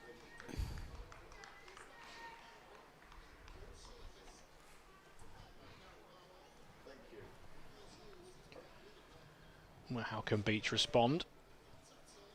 In she comes, cut away. There's a chase on here as well. It should be pulled up just in front of the rope, and it is. Charlotte Roberts completing the fielding. Just a little bit of width on offer. But Kevin will pick up a couple. It's good intent from her after a tricky start from a Falcons perspective. And on a length and respected, push back down the ground. Skipper will do the fielding, go to work on the ball immediately. You don't get an awful lot out of a new ball in T20 cricket, do you? I don't know if it's me, but there's a little bit of something in the air as well, so they'll need to keep the ball dry if there is anything in the air. After we said there was going to be no rain, Jim. Well, there's plenty of cloud cover, that's for certain. I don't think we're in immediate danger. I am now acutely aware of the fact we're outside commentating. In comes Beach, let's cut away again. Elegantly done, but Roberts is there to do the fielding, and there's no run. It's something being trundled underneath us. It's exciting, though, isn't it? The noise is here. Well, that's it. It's, you know, it's indicative of a cricket ground that is being put to good use here on a Sunday afternoon. Women's Rapids versus the Derbyshire Falcons. 16 for 2, in pursuit of 110. In comes Jess Beach. Fuller this time and pushed down the ground. Full face of the bat, good sound off the bat as well. Everything it feels like is coming out of the middle of Kenvin's bat since she's been in. Really impressed with her as a cricketer. Yeah, as you say, product of the Warwickshire Academy. Got 25 against Sussex. Well, if she repeats that feat today, that will go a long way to helping her side out. In comes Beach again. It's just half tracker, and that's a tennis shot, really. Short ball, and it was just a flat batted straight drive. Boycott diving, but can't get there. So start the over with a 4, finish the over with a 4. That's proved to be an expensive over from a Worcestershire perspective. As you mentioned, a tennis shot, wasn't it? Really, it was, it was overhead a sort of smash, but down the ground. Any which way, it's the modern way. I mean, there are no style points anymore. I mean, that's for sure.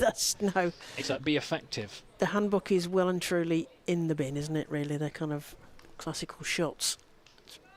Hey, look, if it works, if you can play an elegant Gower-esque cover drive, good for you. But if it gets to the boundary, it gets to the boundary. Sometimes it's just the destination and not the journey, isn't it? Oh yeah. Here comes Baker Smith again. Baker Smith in, right arm over, and that's just defended down in front of Lonsdale. She just takes a look at the pitch. There is no run. Yeah. Hurried her a little bit, that, didn't it? Falling from the new road end, Caitlin Baker Smith. Yep, indeed. The pace from the new road end.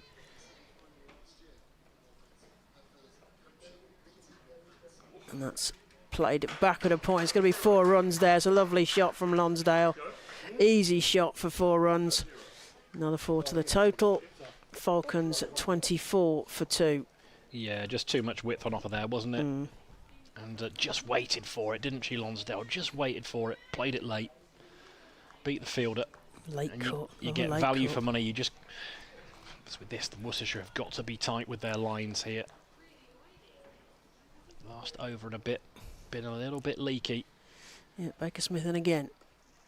And that's sent to short third, but there is no run in that one. We've seen some edges, some more intentful than others. That sort of third quadrant has been busy today. Lonsdale takes a guard again. Baker Smith in again, right arm over, right-handed batter. Through that third region, there's a close. Oh dear, that's going to be 4 runs. Is he going to get there? They might actually reel that in. I think they did enough between them as they both dived head first towards each other. I think they're all right, although we might have to have a concussion check here. I'm not quite sure what collided with what, because they're as far away as they can possibly be almost from our position. As umpire White is now going to check whether there's need of a concussion check. So they kind of collided in sliding doors style at short third there. Well, it's an You got a interesting better view of that, Jim? it's an interesting bit of business there, because the ball stopped short of the boundary. The batter stopped running. Thinking it had gone for 4, but it stuck. Yeah, So we're there going to we get are. a concussion check. Again, but it's, I mean, look, it's Lonsdale's looking to play everything late, and it's not a bad idea if you're, learning the game. And Play also the ball under your eye line. yeah, and it's short behind the wicket, isn't it? That end, Diglis end. Well, it's been a backward point has been it's been a productive area down to third as well. And if there's going to be that little bit of width, Lonsdale playing late and just opening the face of the bat and trusting her eye, then I have to think about a different approach to setting a field here. As the physio is on the way, and as there has been a collision, as you said, it's Check these things out. Are you looking forward to the Women's World Cup? Are you going to any games? no, I'm not going to any games. I am looking forward to it. I've only just started to pay attention to it in the past couple of days with the New Zealand innings series and then the India one series, as well. Yeah. As is the nature, as a man who is hurtling through his 40s with 2 children under the age of 5, it's hard to necessarily look forward to anything. No, You've just no. got to get through the day. But no, look, it was pretty much Freya Kemp's ballistics at the back end. Oh, that was innings. great. To be there At live Bristol. as well, it was like, whoa, there goes a 6, there goes another 4. It was exactly what they needed. And in front of a good crowd as well. Yeah, it was. Really good crowd. And then that starts to sort of wet the whistle. It takes me a little while when big tournaments come around. I'm fully in when it turns up. It's a bit like Christmas. Christmas doesn't do anything to me until the 23rd. Yeah. 23rd of December, I'm in, Claire. Yeah. But look, it should prove to be a really well-supported World Cup. I mean, England's chances, you know what, I'm not sure, Sophia. I don't clear the answer, and I'm not sure Heather Knight still being in the sides. Well, it says something about what we have on offer in the batting stakes. But, chip in a chair. I mean, who knows? That's the thing. It's a fickle format, isn't it? So, a bit of luck, a bit of skill. That can turn a game on its head. And well, we've got quality players, and if you get a bit of luck, get in form at the right time. One of your players has a day out. Who knows? Oh, yeah. Who knows? But the fun part's finding out, isn't it? yeah, well, as Polly mentioned, it's probably going to be one of the closest fought. Well, it is going to be. I mean, that's no doubt. Really, it's going to be the closest fought Women's T20 World Cup, and to have it on home soil, and of course the sort of the scene is set, isn't it? Charlotte Edwards in the job that surely she was born to do at the time that she was born to do it, and the fact the pressure is on because England women have never lost a home World Cup, so well, I follow saw that. the first female cricketer's autograph I ever got was Charlotte Edwards here, and that would have been 30 years ago. You were in the honour guard, were you, as a youngster? No, I was never. No, I would never be in that sort of official capacity. No, it came down to watch it after school, and the days of players like Sarah Collier as well. Oh yeah, yeah. Because New Road has a very strong relationship with women's cricket. Of course, I've watched 6th of September, internationals. we're hosting international cricket here. Of course, tickets available. Get involved. Yeah, Ireland. But up until recently, I think New Road hosted more. We had that test stat, didn't we? Yeah. Than any other ground in the world, which is an incredible stat, which we love. We do love that. And how apposite is that as we head towards the Women's World Cup? We enjoy the women's rapids playing here at New Road, and it's not to be underestimated how important that is as well. Yeah, on a pitch that has historic significance for the women's game, as you mentioned. That was a dot ball, if anyone's interested. We're back underway. Kate and Baker Smith again. Yeah, and 2 dot balls to the 2 fielders in question that just had that little bump. They've clearly been cleared because we're underway again here at New Road, and that's 4 overs gone. Falcons are 26 for 2, Kenvin on 10, and also Lonsdale on 10. Well, But it is the sense that the New Zealand series and the India series are almost like an appetite wetter for, and I think because and it's also that scene is set in that because in the India series it's 1 game all, and so winner takes the series on Tuesday at Taunton, which I shall be going down to watch. So let's hope the rain doesn't get in the way, because the weather forecast is not good. The win at Bristol, I think, was really important. Yeah, important for morale, because there was an opportunity there for India with a power hitting at the top of the order to really take the game away from them. Yeah, I mean, being there as a spectator, it really looked very unlikely, even halfway through the Indian batting innings. But that's the thing, and that's the thing that Charlotte Edwards knows. It's about winning at the right time, and you know what they call it, winning ugly in football, don't they? Well, Amy Maughan's into the attack, and the first ball is going to be stopped actually just in front of the rope. I think that's Nice Tweets doing the work. Yeah, nice bit of work. Well, we're talking international cricket, and in recent years, the improvement in the women's rapid side is notable, and the international players that have been produced from a young player perspective. So Bryony Gilgrass, Sophie Beach, under 19s, Karis Pavley, who moved up to Warwickshire, she was one of ours. Amy Wheeler played at OEs and played England under 19s, and that's wrapped on the pad, half appeal. Roberts will do the fielding.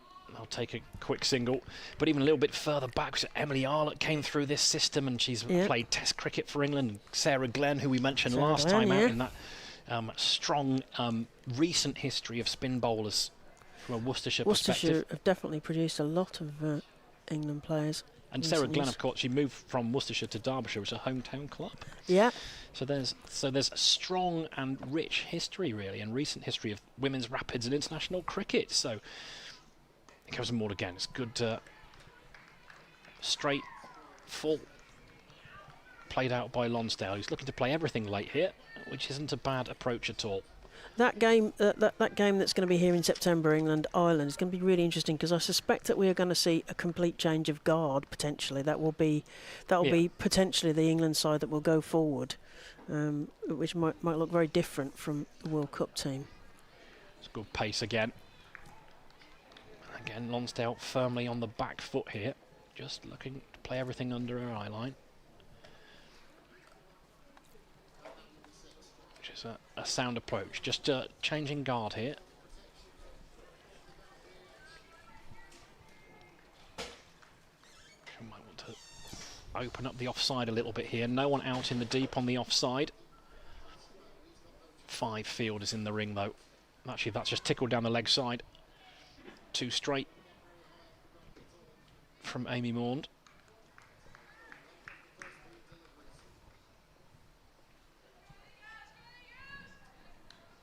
Plenty of energy out in the field. Wonder how long it'll be before we start seeing the likes of Meg Bishop, Bryony Gilgrass give the ball a tweak, given the success that we saw from the Falcons spinners. In comes Maud again. For this time again, it's just tickled into the leg side. Plenty of real estate there. 2 fielders in the deep, so it's an easy single. And a solid, if not dangerous looking over really from Amy Maughan here, but there's key really just a couple of overs where these 2 batters were able to find the boundary relatively easy. Just got to start building that pressure again. And just guided. Roberts does the fielding, half stopped, it'd be a single. Lonsdale loves that, doesn't she? That little dink, dab, late dink. Well, there's value there, isn't there? Because it's a pretty risk-free shot, and if she can just beat Charlotte Roberts at short third, then there are runs to be had. It's a reasonably quick outfield. Falcons, and we are going to see some spin. Yeah, Falcons 33 for 2. Kenvin on 10, Lonsdale on 11. A bit of spin, excellent. Yeah, I think we can see Meg Bishop, which you've seen a bowl in the power play before. Got a 2 for New bowler against at the New Road End, Meg Bishop. 2 for against Leicestershire, including the opener Brooker, and she's took the best economy as well. So here comes Meg Bishop. Right arm over, bit of tweak. Through to the wicketkeeper. The wicketkeeper's convinced there's a caught behind, and the umpire agrees. There's another wicket. 3 wickets down. So Derbyshire Falcons 3 wickets down for 33. Well, how about And, that? that's a good start, isn't it? skipper's- Change. Yeah, bowling Good. change. Good bowling change. But look, we've seen this throughout. I mean, though it's early parts of the season, we're still in May, but we've seen this time and time again. Worcestershire just have a knack of picking up wickets throughout the innings, and it just puts a little bit of a slow up on the Derbyshire advance. They're going to have an opportunity to have a little drink here, I think. It's But, peak conditions as well, because there's a bit of there's a bit of green on there, but we've had nice weather, so yeah, great. It was an Good almost start, isn't it? almost apologetic appeal from Meg Bishop there, but Sophie Beach liked it. She Yeah, was she was adamant. leaping up and down. But I mean, I think there was a slow and a little bit of embarrassment from Meg Bishop, because it was absolutely a loosener of a delivery. Let's be honest, and it should have been given plenty. It was leg side-ish, a little bit short as well, but just got a tickle on it. But you mentioned no marks for style, so there is no, it's just the dots and the numbers, isn't it? So on the score sheet. Well, Rebecca Duckworth has made her way out to the middle. Yeah, another Yorkshire import, low knee for Derbyshire. That is, I was going to say that is a strong northern name, isn't it? It's a great name, isn't it? It's Yeah, on a length, just pushed into the offside. it is. All we need is a Lewis and a Stern. We've got the full Duckworth Lewis Stern, you see. In again. Short this time, Oh. cut away, and she's gotten away with one there, really. She has. I think in the way you saw Lonsdale play the ball late, you thought that Duckworth, who likes to hit the ball hard, go and meet it, play on the front foot, just was a little bit early on the shot. Bishop in again. Better That's length. Played to short mid wicket. Comes round. They get through for a jogged single. It was a sort of weird shy at the stumps, but no risk there. Another one to the total. Falcons move on to 35 for 3.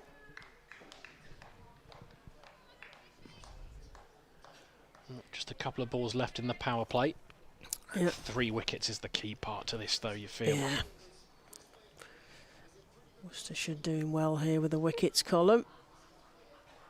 Another delivery comes in. It's defended forward. Long old prod there, but there is no run. One more ball of the power play, and then fielding restrictions on the 25-yard circle will change.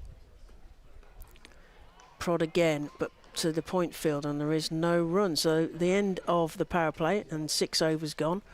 Falcons are 34 for 3, and Kenvin on 10, Duckworth on 1. At the end of the power play, the Falcons are 34 for 3. Well, it was an interesting power I play, feel like wasn't deja it? vu when it with the the, PA going off.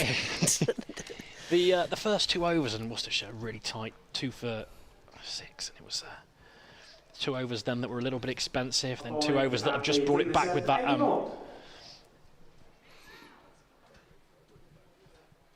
Sending the third out to deep in front of us at the 45, and also fine leggers at 45 as well. Yeah, it's Daisy Edgerton who's on as a substitute fielder. In comes Maud again. On a length. Watched by Duckworth. That was a textbook shot, wasn't it? Just like nice. Yeah, nice high elbow. elbow. Yeah, we like a you bit of high elbow. like that. I mean, it was. There's a. I tell you what, there's the body language there of someone who's been a professional and got a job to do here, and is going to rely on technique and good decisions to get through a little tricky low run chase here. Here comes Maud again, busy through the popping crease, and it's just squirted off an inside edge. Well, that is, you mentioned professional, that is the thing about the Yorkshire players, because they were a professional year in Tier 2, a year ahead of their automatic promotion Yes. to Tier 1, so they were primed, literally weren't paid professionals a year ahead of reaching Tier 1. Kenvin back on strike, hasn't seen much of it of late, and she'll want to get bat on ball, cuts this one away, Edgerton will come in and do the fielding. I think notice as well with the improvement, particularly in the fielding unit in the Rapids, is that they shy at the stumps. They will throw the stumps down, and they will fancy their chance of hitting it, and they will trust their teammate to back up and do it properly. That's the thing you've noticed year on year, but particularly over the last few years, that the improvement in the technique of everything, batting, bowling, fielding, but you notice it in the field, don't you? Absolutely, and it's coming at a good pace here. It's a skiddy sort of bowler. It's not very tall, more but effective as Charlotte Roberts, who's out in the outfield behind the boundary rope, just going through some stretches, doing her laces, and I think she might be coming back into the fray. It's Daisy Edgerton who's on the field for her, because she's got some bowling to do in a little bit. In comes Morn though. Again, that's just watched by Duckworth on the back foot, dropped into the offside. Must be a good line. We're at the wrong angle here, but it looks like a good line from the shot that Duckworth is playing back in response. Just nibbling at the top of off. It never gets old, does it? It's not boring, it's classic. Yeah, it's classic. Right, last ball of the 7th. I'll make way for Polly Starkey, who'll come in and make sense of the cricket for you. That's cut away, and it's a diving attempt, but there's no hands to it. And what was a very good over. Well, 4 has just released all the pressure. Yeah. So it's 40 for 3 after 7 overs. Run rate's 5.7, required is 5.4. Worcestershire, that's the trouble, is they'll need to keep finding wickets throughout this, keep chipping away, keep themselves in the game. So I shall make way for a little while, and I shall leave in the capable hands of Claire Jenkins. Thank you to Jim Dale there, and we're going to be joined by Polly Starkey, award-winning young journalist. She's going to be heavily involved with the World Cup journalism, and from the Naughty Child podcast, which is a source, of course, essential listening, as is Cricket Her and No Balls, the podcasts. Other podcasts are available. And we're going to see continuation here of Bishop from the New Road end. Tweakers, as that's played down and there is no run. And Falcons are 40 for 3, so heading towards that first potential milestone of the 50. First ball of the 8th over. Welcome back, Polly. Thank you. Yeah, we'll come back to you in a minute, see what you made of all of that. That's defended back to the bowler, and there is no run. What do you make of all that then, so far? Yeah, it's been a good response from Worcestershire so far. Early wickets is always helpful, isn't it? That's well, what exactly. They knew they were going to have to do that. Bishop in again. That's played through point. Does like those late shots, and there's a single there for Duckworth. I will say what has caught my eye a little bit more Yeah. is the fact that the Netherlands have beaten Bangladesh for the first Oh, ever time, you're pleased about that. which is perhaps the best news I've had all year. So delighted about that. Ooh, that was straight through to the wicket keeper. That was exciting for a dot. You've become quite attached to the Netherlands side, because you went over there and watched them, didn't you, Yeah, in various we did. series. Duckworth to face. Tiddles that to the point fielder, and they get through for a single. Yeah, back in August, went over for the European leg of the World Cup qualifiers, yeah? where the Netherlands progressed to then go to Nepal. Did try and go to Nepal, didn't happen, unfortunately. But of course, there they did qualify for the World Cup for the first time. They did. And that's sent down the ground. There is a fielder there who's going to cut that off. They're going to get a single. Yes, they did they were so excited. There was if you get a chance to watch the videos of that, as that's 8 overs gone. Falcons are 43 for 3. But when the Netherlands qualified, they did a sort of slide across the covers because it was wet, and I think the last game had to be sort of called early, didn't it? Yeah, there's a nice video that was put out of the moment the umpire spoke to the captains. Was like, really sorry, it has to end this way. And to be fair, Babette Delayder stayed very composed, knowing that they'd just qualified, and then turned around and suddenly all cheering, and it had been raining, so just dived across the covers, which I thought that's the way you celebrate getting to a World Cup. It is. We're going to see a bit of the captain.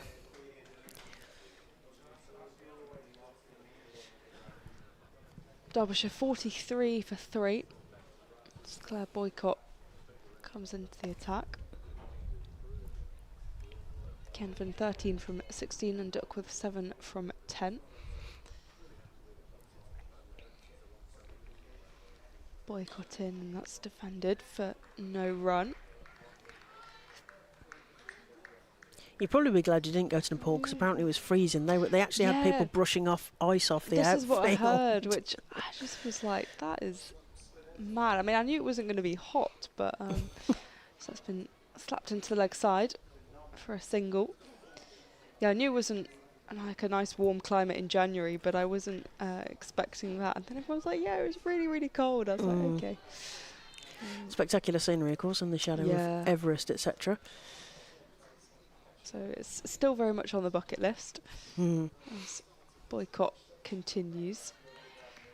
You've been ticking off some European cities one way or another, haven't you? Yeah, I've now been to 28 countries, I think. Is there some list somewhere that you've ticked them off, or you're scratching them off? I've got there's an application now that you can use. App. Yes, okay, yes. there's an app for that. Yes, all very official. Is yeah. an attempted scoop. There's a question asked of the umpire. Yeah, it was quite a quiet question. I don't Question know. nonetheless. Was there any chance of a helmet checky thing? Yeah, or I think yes, the there's a physio coming on. Yeah, it kind of pinged up into. So tell us about your cities then. You've got 27, did you say? Oh, countries. I've been 28 countries. 28 I think. countries. So I'm trying to do the whole of Europe. That would be quite nice. I'm hoping to get to 36 countries by the end of the summer. Wow. Yeah, so where's the next on your list?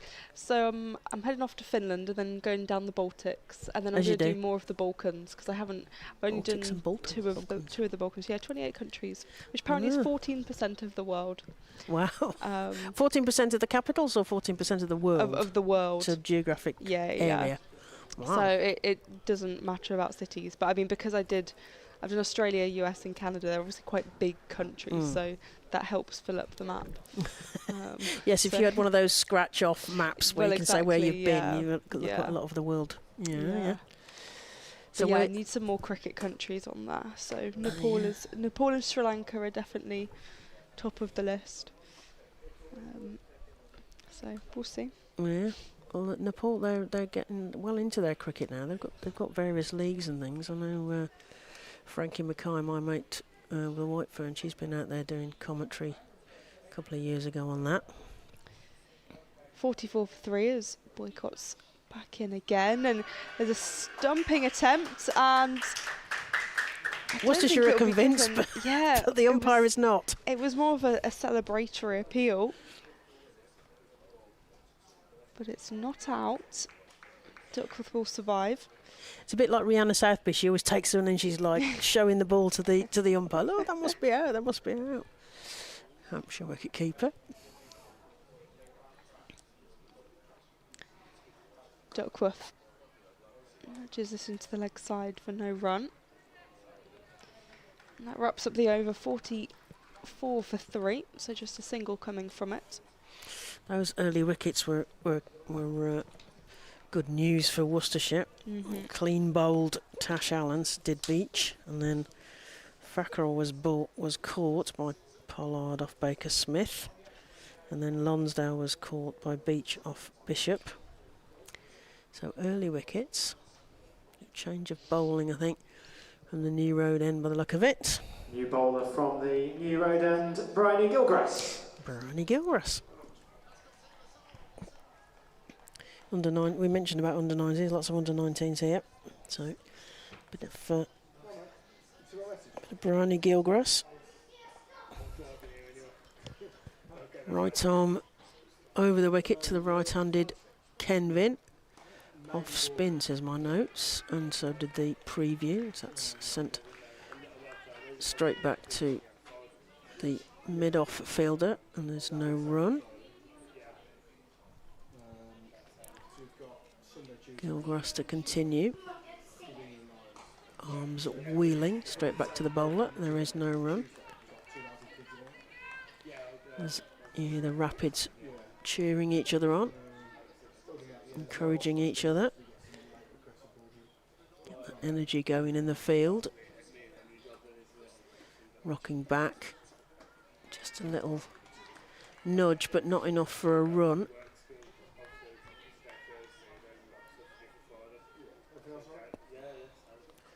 Worcestershire Rapids women here getting more into the game. So that's sent to mid-off. They're going to take a run. There's a bit of a shy at the far end. And the wicketkeeper again convinced. Well, I don't think Kirsty White is convinced. She's going to go and do a bit of furniture replacement at the far end from us. We're in fact probably the worst position to judge whether that was a run out from here. But it was not. So the umpires, so Falcons 45 for 3.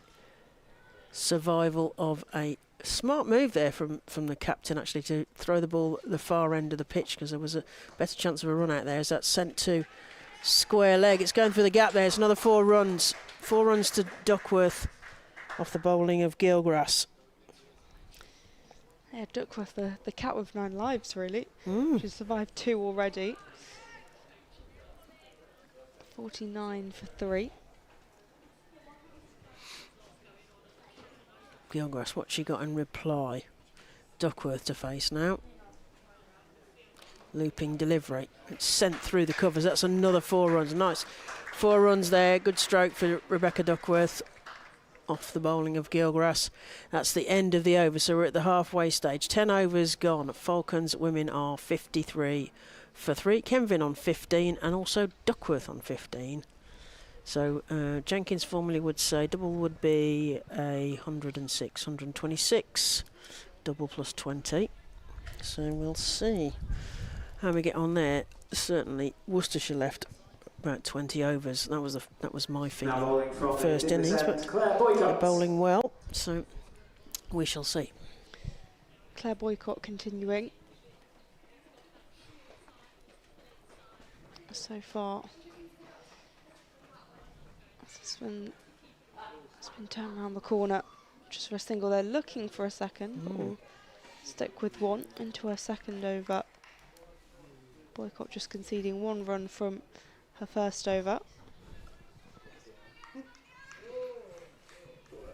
They're not far off. You do all the numbers, don't you? They're not far off from the same numbers as Worcestershire, I think. That's been driven really nicely. We'll just meet the fielder though. Bryony Gilgrass comes in from the boundary. Yeah, it's pretty evenly poised at this point. The early wickets kind of been slightly cancelled out by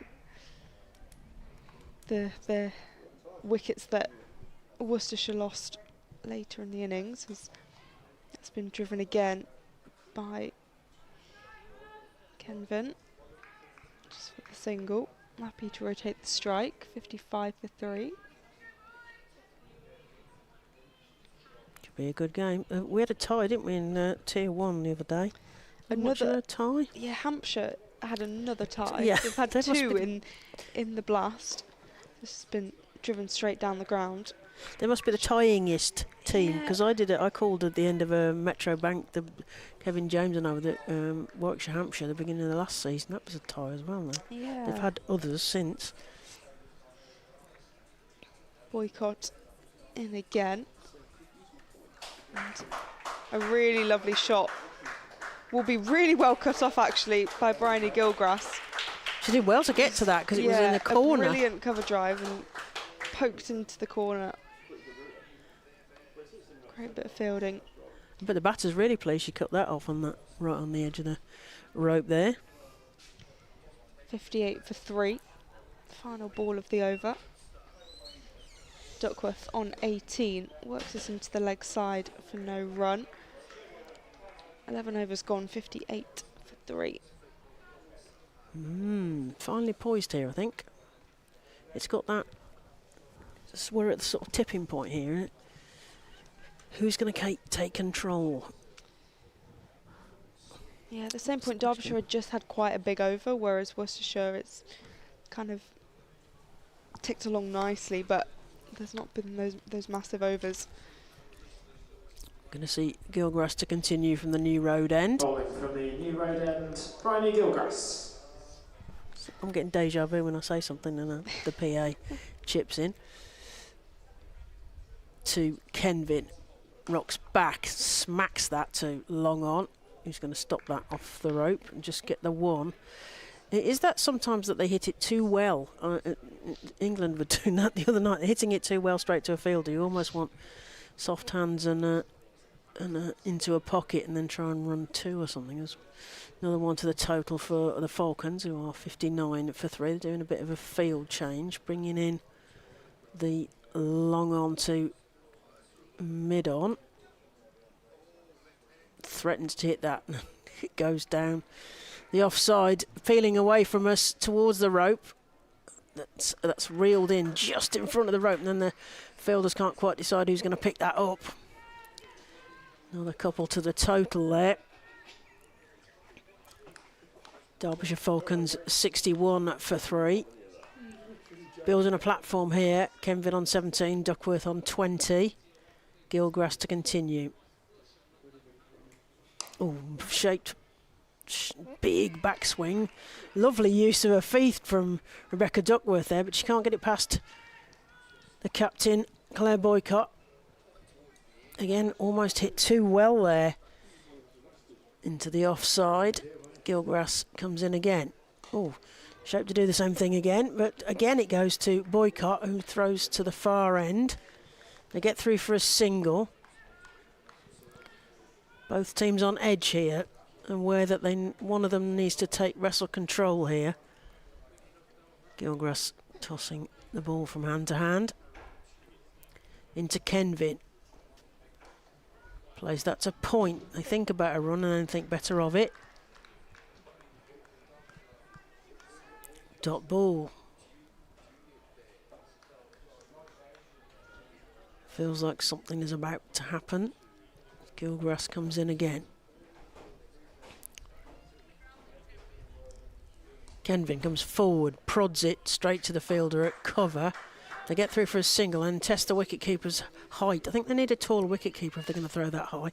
That's the end of the over, so 12 overs gone. Falcons are 63 for 3. Kenvin on 18 and Duckworth on 21. What's the comparey thing? I can see Polly Wright scribbling in her notebook. Yeah, Derbyshire 72 for 3 at this. Worcestershire even 72 for 3 at this stage. Yes, they were ahead of that, but the trajectories will be different, won't they? Yeah, and I mean the thing about Worcestershire is they lost so many wickets in the last 6 overs or so. So always slows things up, doesn't it? Boycott in again for her 3rd over. Driven by Duckworth, but straight to a fielder, just for the single. I woke up this morning and seeing Instagram stories and all that for 3 a.m. and doing walk about.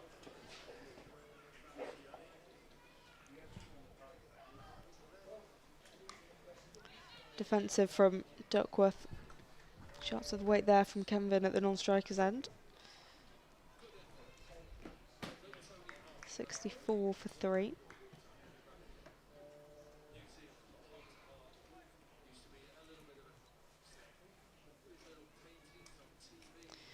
Scoop by Duckworth. It's racing towards the boundary and will make it all the way.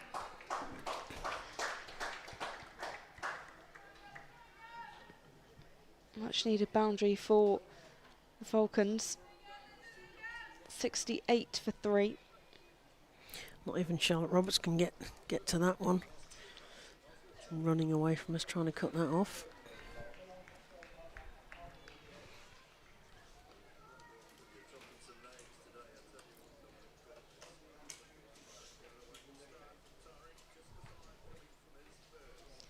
Boycott in again, and that's very oddly kind of poked away. Sort of apologetic, wasn't it? I think it was a change of... changed her shot halfway through. Yeah. Just held out, waggled about, and it happened to hit it. There was no run. Duckworth on 25 from 26.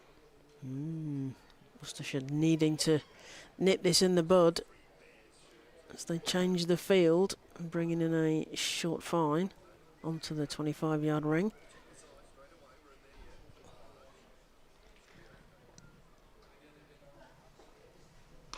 Duckworth cross-body shot and slaps this across into the leg side. It was a nice shot. It was down first, which took the energy out of it, really. Straight to the fielder. 69 for 3. As we approach the final ball.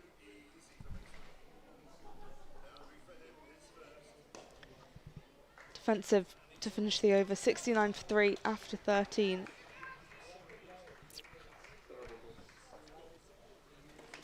So Worcestershire need to have a plan here. What will that be? Claire Boycott surveys the field.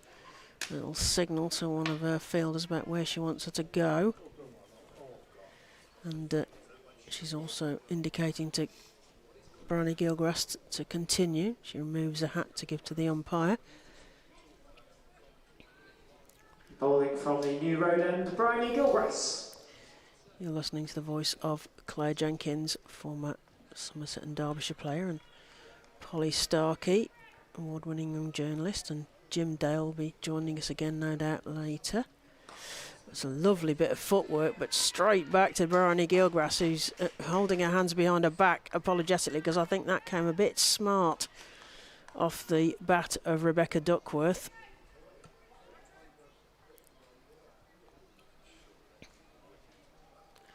Duckworth awaits.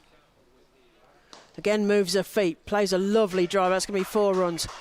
I think there was quite a lot of intent in that. She came forward and played a beautiful shot. She's kind of given us a bit of a preview of that when she's been shaping onto the offside. But lovely long on drive there. 4 more runs to Duckworth, 4 more runs to the Falcons total. They move to 73 for 3. Duckworth on 30, Kenvin on 19. Gilgrass in again. Again, she moves her feet up and over this time. That's a beautiful shot. 4 more runs to Duckworth. She's obviously decided that this is the moment. Yeah, she knows she needs to go big and keep up with the run rate. She's moving her feet really nicely towards the bowler. Trying to pick the right ball here. She's got her eye in, 34 off 30 balls. Gilgrass is just changing the field slightly, sending the deep mid-wicket fielder more square, bringing in the short mid-wicket as well. Coming around the wicket, and that's played backward of square. There is a fielder there, but they won't catch that off. Another 4 more runs to Duckworth, who's obviously decided that it's time to have a go at this.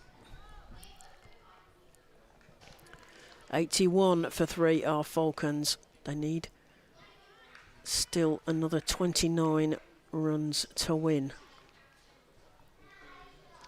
These back-to-back boundaries have really just changed the equation.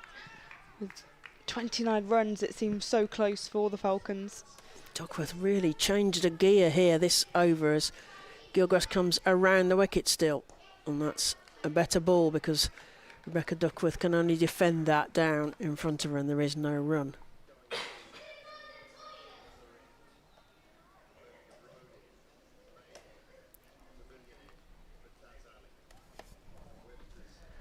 Gilgrass in again. Ooh, straight back at the bowler.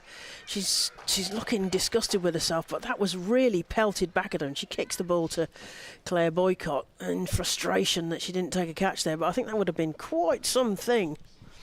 And I'm going to give way to Jim Dale here. I'm going to hand you over to Polly Starkey.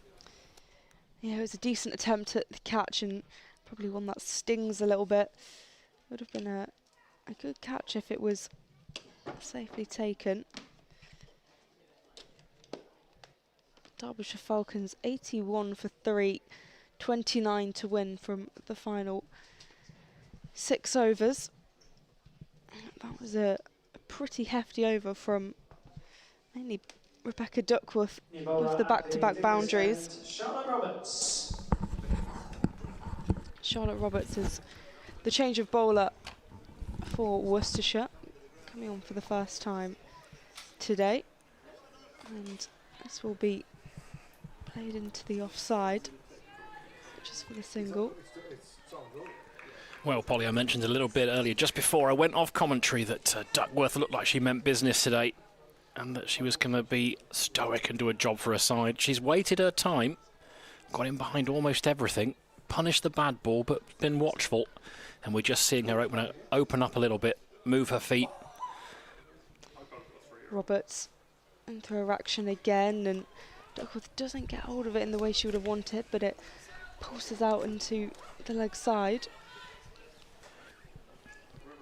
Just for the single, 83 for 3. Well, you feel like, and especially after that caught and bowled opportunity from Gilgrass, now is the time if anything's going to happen for the Rapids. Kenford on strike, and that's defensive, and the bails are dislodged at the non-striker's end, but Duckworth back safely. And I think there might have been a tickle off the fingers as well, so it's just Yeah. as well she made her ground poly, otherwise I think she'd be in a bit of bother. But these two, really impressive. Putting a partnership together, clearing 50.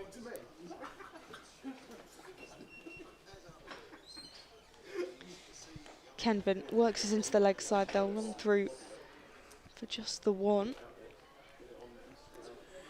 It's a tricky old spot, isn't it, for Charlotte Roberts coming into the side today. Limited opportunities in the Rapid side, and having to try and defend less than 5 and over.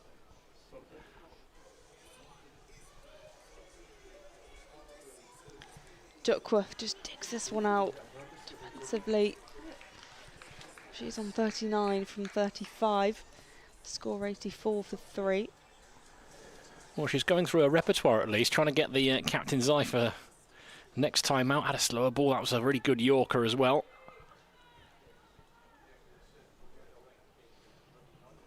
Final ball of the over, 84 for 3, 26 to win.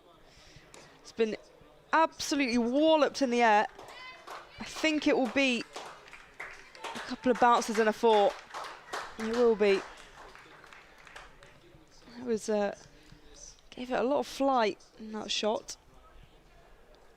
Well, it's a nice clean hit, wasn't it? Through the line of the ball and backed herself to beat mid on, did so comfortably. I think it's Mitchell doing the chasing there, good in the field. But nice clean strike. Duckworth 43 from 36. Kenvin, who came in and actually looked pretty positive, just taken a back seat really. Let Duckworth do her thing, 21 from 32. It's just a very mature chase, this, from these two, as Bishop's back into the attack. Starts with a full ball, but it's a low full toss. And take a dot ball. But at the moment, those dot balls aren't going to hurt. It's wickets that the Rapids need. They need them quickly. In comes Bishop again. Played late, just cut away, look for a single.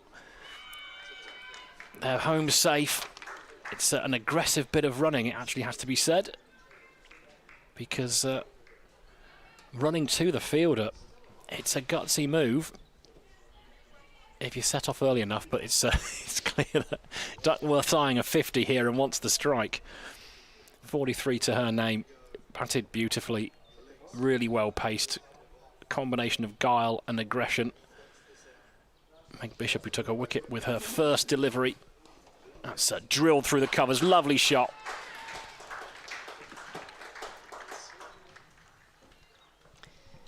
Really good bit of cricket from Rebecca Duckworth, who is looking on course to get her team over the line. 47 from 37 in the last few overs. She's just taken it up a gear.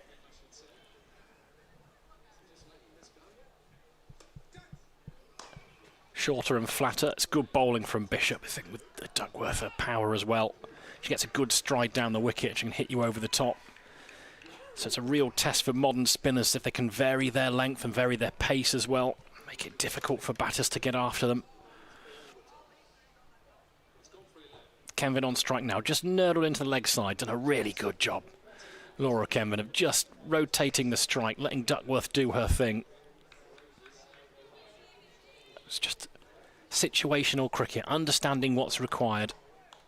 And they've gone about their business really impressively, these two. 95 for 3 the score. In comes Bishop, full bunger, driven straight to Boycott. Survived a run-out scare a couple of overs ago when they took on the skipper's arm. Decided against it this time. That completes the 16th. 95 for 3, 4 overs remain, 15 required. We're talking in the first innings, Polly, about Worcestershire just not being able to build those partnerships, getting all those starts without anyone going on and really putting pressure on those Falcons bowlers. And that difference, as you were mentioning, they were looking at 135, 140, which would be hard to chase on this surface, actually, it looks like. Charlotte Roberts back into the attack as this has been clubbed into the leg side and will go all the way for 4. Full and straight, dispatched. Lauren Kenvan making it look easy. Moving along to 27 from 36. The Falcons now 99 for 3, just 11 to win. What do you make of the decision then not to bring Jess Beach back in? Opening bowlers, give them a little dart when you know you've got to try and break the partnership. Roberts back into the attack as that's been chipped up into the air. Should be taken and is fumbled by the keeper Sophie Beach. It should have been a simple one. Frustrating.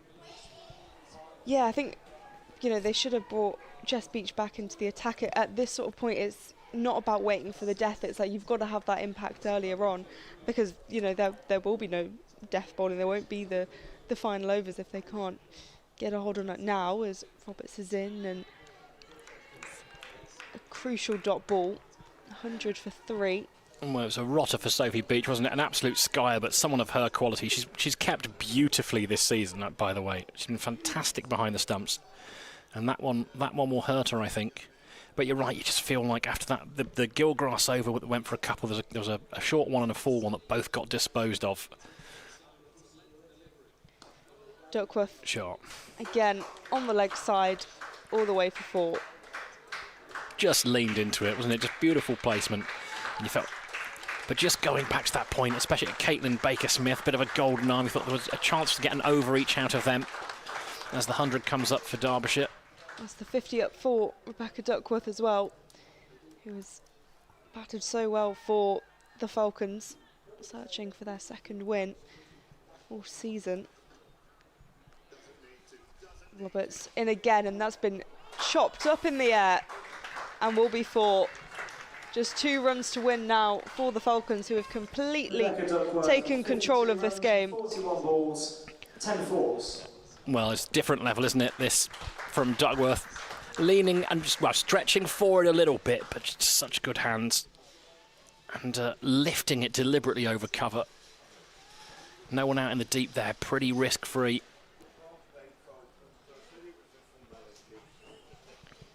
Roberts in once again, and that has been played down the ground for Derbyshire to find the win. Just their second win so far this season, and their first away win too, beating Worcestershire. Rebecca Duckworth finishes 60 not out from 43. Lauren Kenvan 28 from 37, and in the end, pretty convincing win from Derbyshire. So 112 for 3. Well, the two loanies get it done, and let's be honest, Polly, it's been an absolute masterclass of chasing under pressure from these two. 33 for 3 under the pump. Worcestershire fizzing about in the field, full of energy.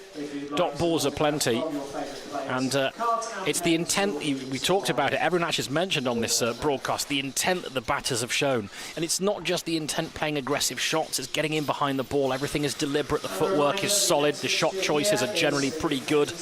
And ultimately, it's proved to be very, very comfortable. Every bad ball really felt like was put away. The occasional full toss and the occasional drag down, they were put away. And that's the thing when you're only defending 110. It's asking an awful lot to be consistently that good throughout an innings. We've seen some bright moments, plenty of Rapids batters getting a start, plenty of bowlers looking good in phases. But ultimately, it's that extra bit of class. And Becky Duckworth, what a fantastic knock. 60 from 43. Got an eye in. Had a look, lots of proper cricket shots, plenty of power, hitting inside out over the offside, hitting it hard and straight. Really, really impressive stuff. So the upshot of it, it's back-to-back wins at New Road for Derbyshire Falcons in the T20 Blast. Did it last year, did it this year as well. and that'll be disappointing for head coach Ed Wilson. Tail of the tape then in this chase. It started very promisingly from a Rapids perspective, and Jess Beach taking the wicket of Tash Allen in the first over. Clean bowled, hooping in swing, a cracking delivery. And Baker Smith took care of Fackrell as well, made just one. And Lonsdale, who actually looked pretty neat and tidy for her 11, played the ball late, mainly on the back foot, looked technically pretty sound. And she got strangled down the leg side from a Meg Bishop loosener. But apart from that, it was pretty easy going for the Falcons. Lauren Kenvin made 28 from 37, just anchored the innings, played some lovely shots earlier on, and then just nudged and nurdled around the real estate at New Road. Plenty of green grass to hit as the field went out, but it was all about Duckworth, really. Controlled hitting, controlled aggression, but played every shot in the book and looked fabulous doing it. 112 for 3 then, the outcome for Derbyshire. The bowling figures, Beach 1 for 16, just 2 overs from her. Baker Smith 1 for 10, just 2 overs from her. We felt perhaps we could have seen them a little bit earlier. The other wicket to fall was that of Meg Bishop. 3 overs, 1 for 11. She looked neat and tidy as well. Quick mention, Amy Morn back from injury. Great to see her back playing first team cricket. 2 overs for 10 for her. So that concludes things. It just leaves me to say thank you so much for spending the time with us, and thank you to everyone who came down to see some cricket in the sun in the end. It looked like it might have been a cloudy one today, but we've had some good cricket, we've had some good weather as well, and I've had some very good company. So thanks to Claire Jenkins and thanks to Polly Starkey for spending their time this afternoon at New Road watching the Women's Rapids. Next live stream for us is on Friday night as we host Glamorgan. There are a few general admission tickets left and a few hospitality tickets. If you're going to come down and watch it live, and there's no better place to watch cricket live than at New Road, then get yourself online, get yourself some tickets, and we'll come down and see some cricket, and we'll be glad to have you. But from me, for the rest of the afternoon, I hope you enjoy it. Thank you for spending the time with this broadcast, and we'll see you again soon. Take care.